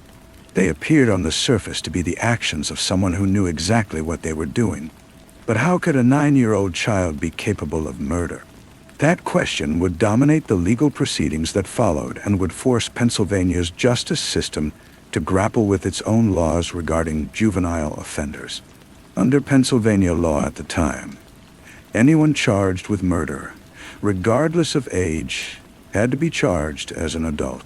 There was no exception for children, no allowance for the possibility that a 9-year-old might not fully comprehend the finality of death or the consequences of their actions. Cameron Kocher would stand before the adult criminal justice system, potentially facing life in prison if convicted. Cameron's defense attorneys immediately filed a petition to have the case transferred to juvenile court, where the focus would be on rehabilitation rather than punishment, and where proceedings would be closed to protect the child's identity. The request triggered a series of hearings that would stretch over months and eventually years as judges, prosecutors, defense attorneys, and mental health professionals debated whether Cameron possessed the mental capacity to form the intent necessary for a murder conviction, and whether he could be competent to stand trial as an adult. 4 psychiatrists evaluated Cameron, and their conclusions varied dramatically.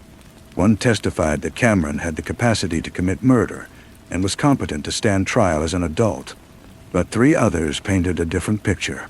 They testified that Cameron was blocking the causal connection between his actions and Jessica's death, that he could not fully comprehend that his pulling the trigger had resulted in her dying. 2 of the psychiatrists stated explicitly that they did not believe Cameron could form the intent to kill. The defense also argued that Cameron had developed an anxiety disorder after the shooting, and that he would be amenable to treatment and rehabilitation in the juvenile system. On June 23, 1989, Common Pleas Court Judge Ronald Viken issued his ruling. He found that Cameron's actions were deliberate and willful, and refused to transfer the case to juvenile court. The judge concluded that Cameron was competent to stand trial and capable of murder. He noted that the anxiety disorder Cameron had developed appeared to be a result of the shooting itself, not a pre-existing condition that had caused him to shoot Jessica. In the judge's view, transfer to juvenile court was only appropriate if a mental defect or disorder had caused the defendant's actions, and that did not appear to be the case here. The decision meant that Cameron would face trial as an adult, potentially becoming the youngest person in American history to be tried on an adult homicide charge.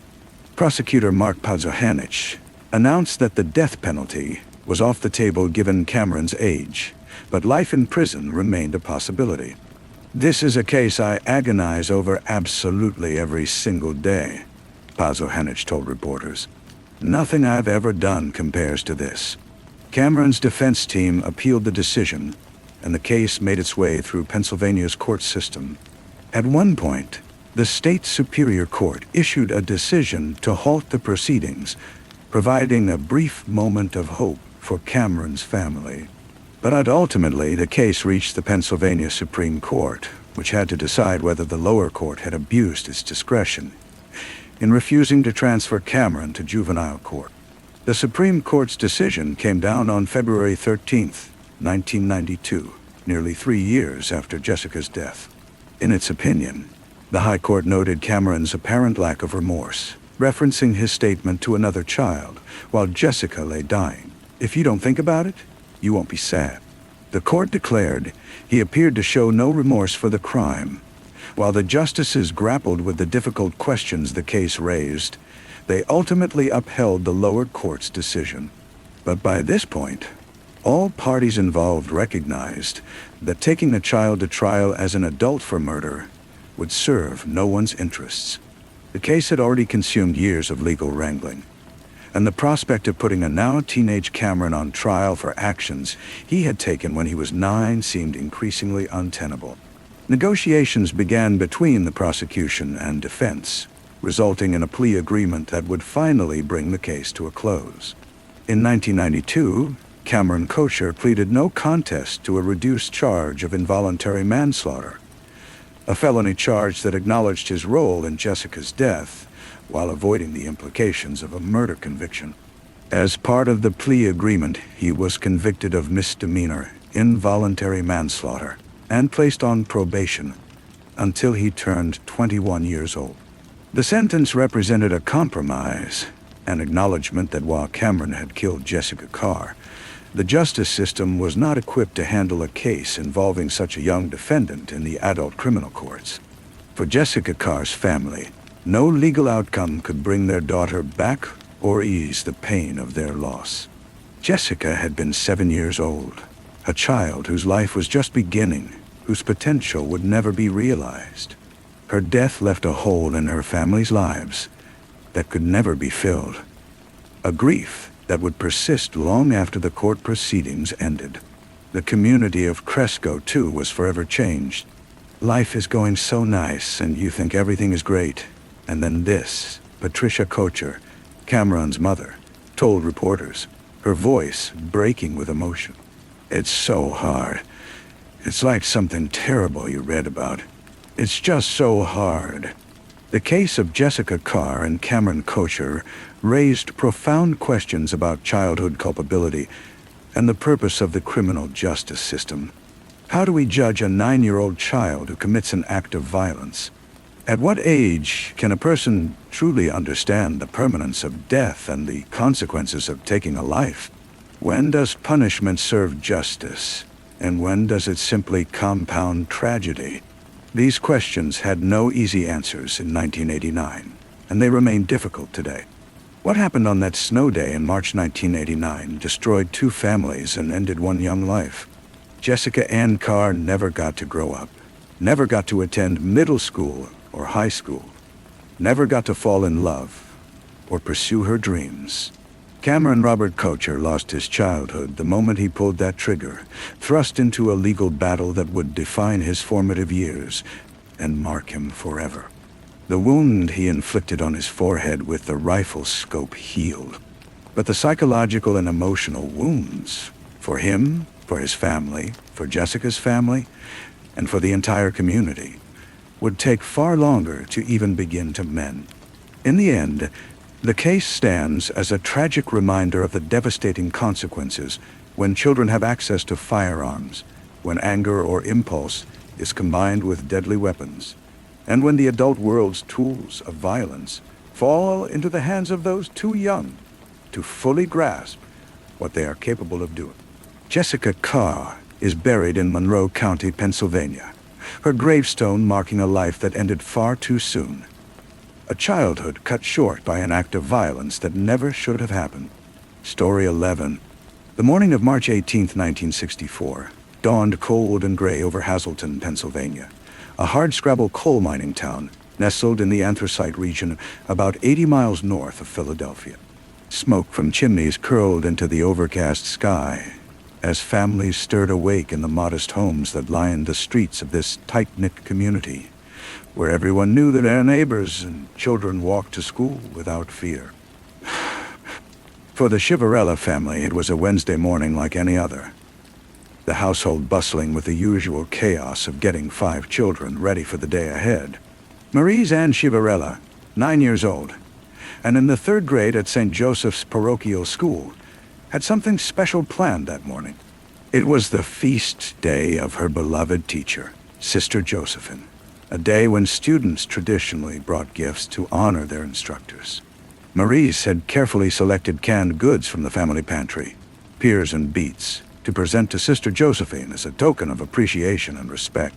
The little girl was excited about her offering, so eager to get to school early that she decided to walk alone rather than wait for her 4 siblings to get ready.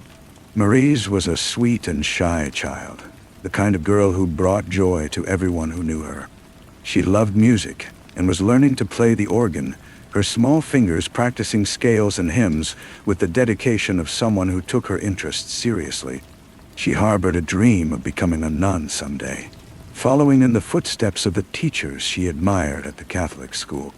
To her family, she was a precious daughter and sister, a gentle presence in their home, whose laughter brightened even the dreariest Pennsylvania winter days. At approximately 8:00 in the morning, Maurice kissed her parents goodbye, gathered her canned goods, and set out on the 10-minute walk to St. Joseph's parochial school. She was bundled against the March cold, wearing her school jacket over her uniform. The route to school was familiar and should have been safe.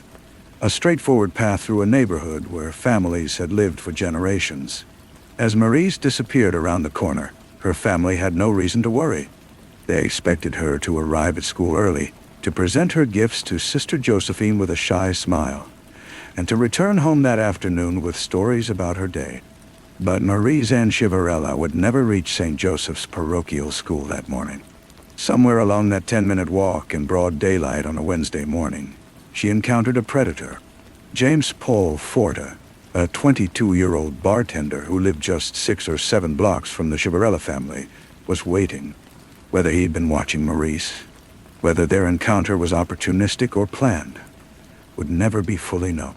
What is certain is that Forte abducted the 9-year-old girl, snatching her off the street and taking her somewhere he could commit unspeakable acts without witnesses. Forte assaulted Maurice, violating the innocent child in a crime so heinous it would haunt the community for generations.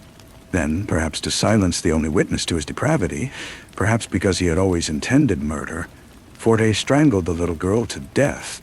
When the life had left Maurice's small body, when she could no longer identify him or tell anyone what he had done, Forte disposed of her remains in a waste coal pit, a refuse site where mining debris and garbage were dumped. He left her there in the cold and the filth, a beloved child reduced to something discarded, and then he returned to his life as though nothing had happened. When Maurice failed to arrive at school, Sister Josephine and the other teachers grew concerned. A child who had been so eager to come early, who had wanted to deliver her gift for the feast day, would not simply skip school. Someone contacted the Chivarella family, and the worry that had been a small knot in her parents' stomachs blossomed into full-blown panic. Where was Maurice? Why hadn't she arrived at school? Had something happened to her on that short walk through their safe neighborhood? The search began immediately, with family members, neighbors, and police officers combing the streets of Hazleton, looking for the missing 9-year-old. As the morning stretched into afternoon, and there was still no sign of Maurice, the fear that something terrible had happened became impossible to deny. Then, that afternoon, someone discovered her body in the waste coal pit. The little girl who had left home with canned goods for her teacher, who had been excited about celebrating Sister Josephine's feast day, had been murdered and left in a garbage dump like refuse. The Chivarella family's grief was bottomless, a wound that would never fully heal. The community of Hazleton was devastated, horrified that such a crime could occur in their town, in broad daylight, to a child simply walking to school. The Pennsylvania State Police launched an immediate and intensive investigation, determined to find whoever had committed this atrocity and bring them to justice. But despite their best efforts, despite the dedication of investigators who worked tirelessly to identify Maurice's killer, the case went cold. There were no witnesses who had seen Maurice's abduction. There were no obvious suspects with clear motives. The forensic technology of 1964 was limited, and while evidence was collected from the crime scene, including genetic material left on Maurice's jacket, there was no way to use that evidence to identify a perpetrator without a suspect to compare it against. Years turned into decades, and still the case remained unsolved. The trooper who first investigated Maurice's murder eventually retired, But he never forgot the little girl whose killer had eluded justice. New investigators took over the case, each generation of Pennsylvania state police officers inheriting the responsibility of solving what had become one of the most notorious cold cases in the state's history. More than 230 members of the department would work on Maurice's case at one time or another over the 57 years that followed her death. It became a matter of institutional pride and personal commitment. The Pennsylvania State Police would not give up on Maurice Ann Chivarella. For the Chivarella family, the decades without answers were a special kind of torture. They buried Maurice but could never truly lay her memory to rest, because the person who had stolen her life remained unknown and unpunished. Maurice's mother, in particular, carried the burden of her daughter's unsolved murder with a faith that never wavered. On Sundays and holidays, when the family gathered for meals and said grace together, she would end the prayer with a special plea. "Please help the Pennsylvania State Police find the man that hurt my daughter," she would ask Jesus and the Blessed Mother, her voice breaking with emotion as she spoke the words that had become a ritual. Year after year, decade after decade, she prayed for justice for Maurice, never giving up hope that one day, somehow, the truth would emerge. Maurice's mother and father both died without ever learning who had murdered their daughter. But the family's desire for justice did not die with them. Maurice's siblings, Carmen Marie Ratke, Ronald Chivarella, and their brothers and sisters, continued to hope that advances in forensic science might one day provide the answers their parents had sought for so long. Meanwhile, James Paul Forte lived his life in Hazleton, just blocks from where the Chivarella family grieved. If he felt guilt or fear about what he had done, he showed no outward signs of it. But Forte's violent nature was not limited to what he had done to Maurice. In 1966, just 2 years after murdering the 9-year-old girl, Forte was arrested and charged with assaulting another woman. The details of that assault demonstrated a pattern of predatory behavior of a man who saw others, particularly women and girls, as objects to be violated. Yet somehow, Forte escaped serious consequences. He was offered a plea deal and convicted of the lesser charge of aggravated assault, receiving only 1 year of probation.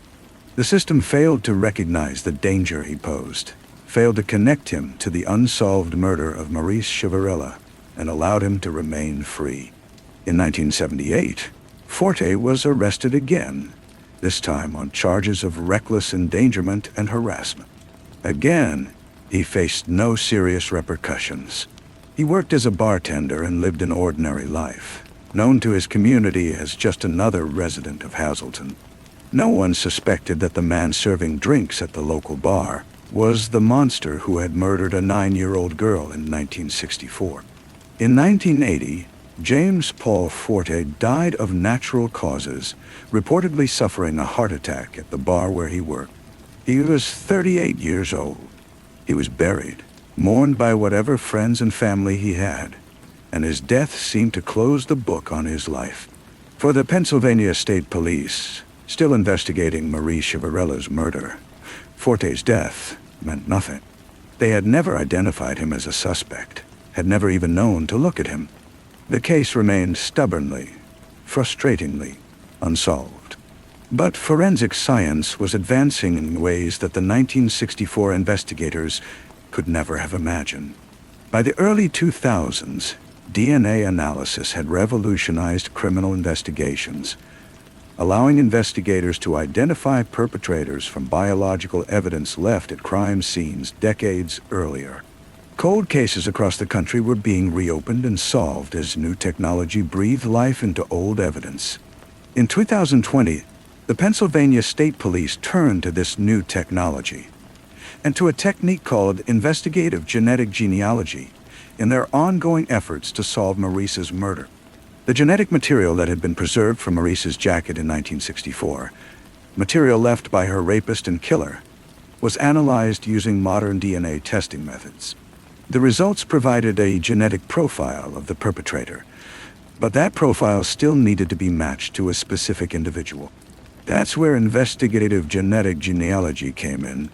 The technique involves uploading a DNA profile to genealogical databases and identifying distant relatives of the person whose DNA was tested.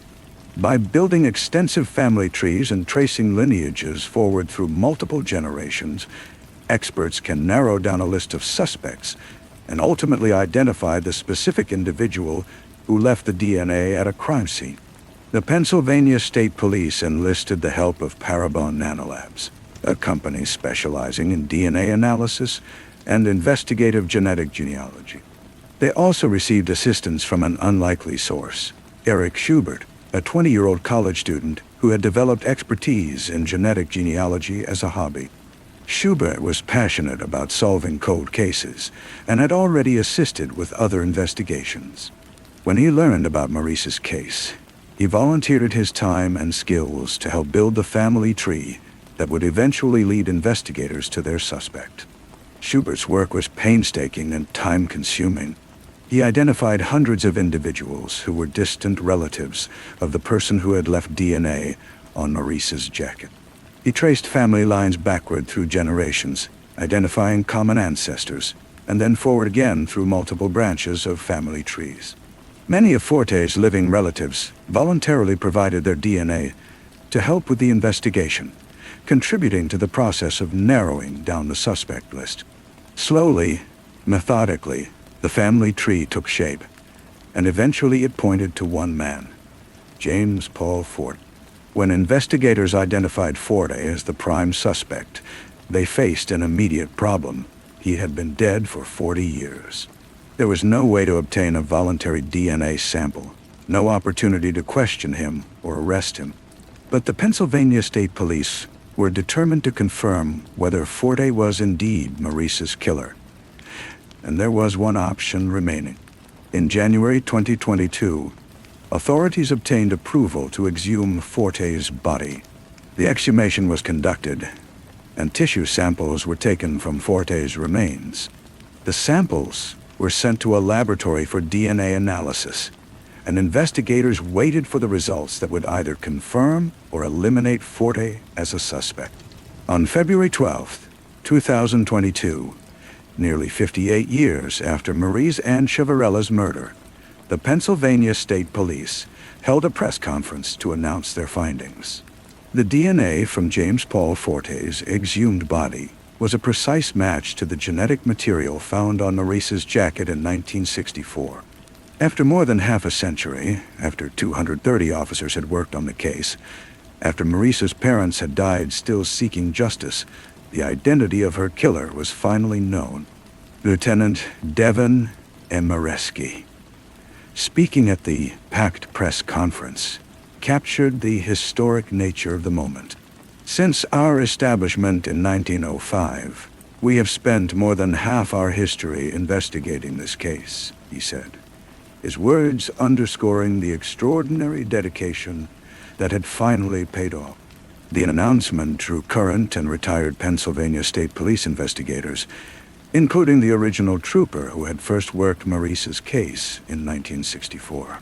They stood together, representatives of decades of determined effort, as authorities revealed that James Paul Forte had raped and murdered 9-year-old Maurice Chivarella as she walked to school on March 18, 1964. Maurice's siblings attended the press conference, their emotions a complex mixture of grief, relief, and vindication. Carmen Marie Ratka, Maurice's sister, spoke about the precious memories her family held of the little girl who had been taken from them so long ago. "We have so many precious memories of Maurice," she said, her voice filled with emotion. "At the same time, our family will always feel the emptiness and the sorrow of her absence. Consequently, we will continue to ask ourselves what would have been or could have been." Ronald Chivarella, Maurice's brother, spoke about their mother's prayers, the ritual that had been repeated at every Sunday and holiday meal for decades. He recalled how she would end grace with a plea for divine assistance in finding her daughter's killer, and how that prayer had finally been answered, even though she had not lived to see the day. The family emphasized that their parents had never sought revenge, only justice.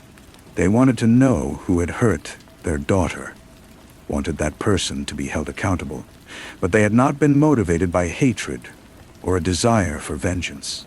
Now, thanks to modern science and the determination of the Pennsylvania State Police, they finally had the answers their parents had sought for so long. The case of Maurice Ann Chivarella is believed to be the oldest cold case in Pennsylvania to be solved through investigative genetic genealogy.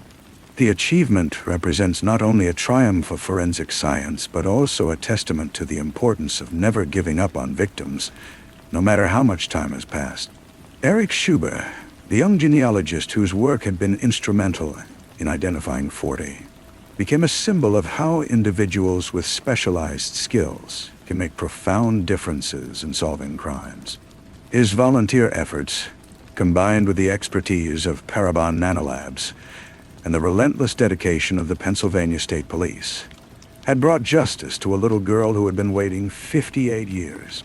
For Ron Marchetti, a member of the Greater Hazleton Historical Society, who had lived in the city his entire life, the solution brought a sense of closure that the community had desperately needed.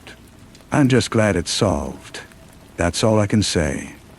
Finally, after all these years, he told reporters, expressing the sentiment of countless residents who had lived with the shadow of Maurice's unsolved murder for decades. James Paul Forte escaped earthly justice, dying 42 years before his crimes were discovered. He will never stand trial, never face the Chivarella family in court, never be imprisoned for what he did to a 9-year-old girl on her way to school. Unfortunately, Mr. Forte is not alive for us to prosecute, Lieutenant Boreski acknowledged at the press conference. However, he's the person that committed this crime. The certainty of his guilt, confirmed by DNA evidence that cannot lie, provided the Chivarella family with the knowledge they had sought for so long. Today, Maurice Ann Chivarella rests in peace. No longer just a cold case file, but a child whose killer is known and whose justice has been served, even if delayed by nearly 6 decades. The canned goods she carried to school that March morning, the feast day gift she never got to present to Sister Josephine, the organ lessons she would never complete, and the dream of becoming a nun that would never be realized. All of it is remembered, now not just with sorrow, but with the satisfaction that comes from knowing the truth. Her family's prayers were answered, her mother's faith vindicated, and her memory honored by the countless investigators who refused to let her case go cold. In the annals of Pennsylvania criminal justice, Maurice Chivarella's case stands as proof that justice, though sometimes delayed, can ultimately prevail.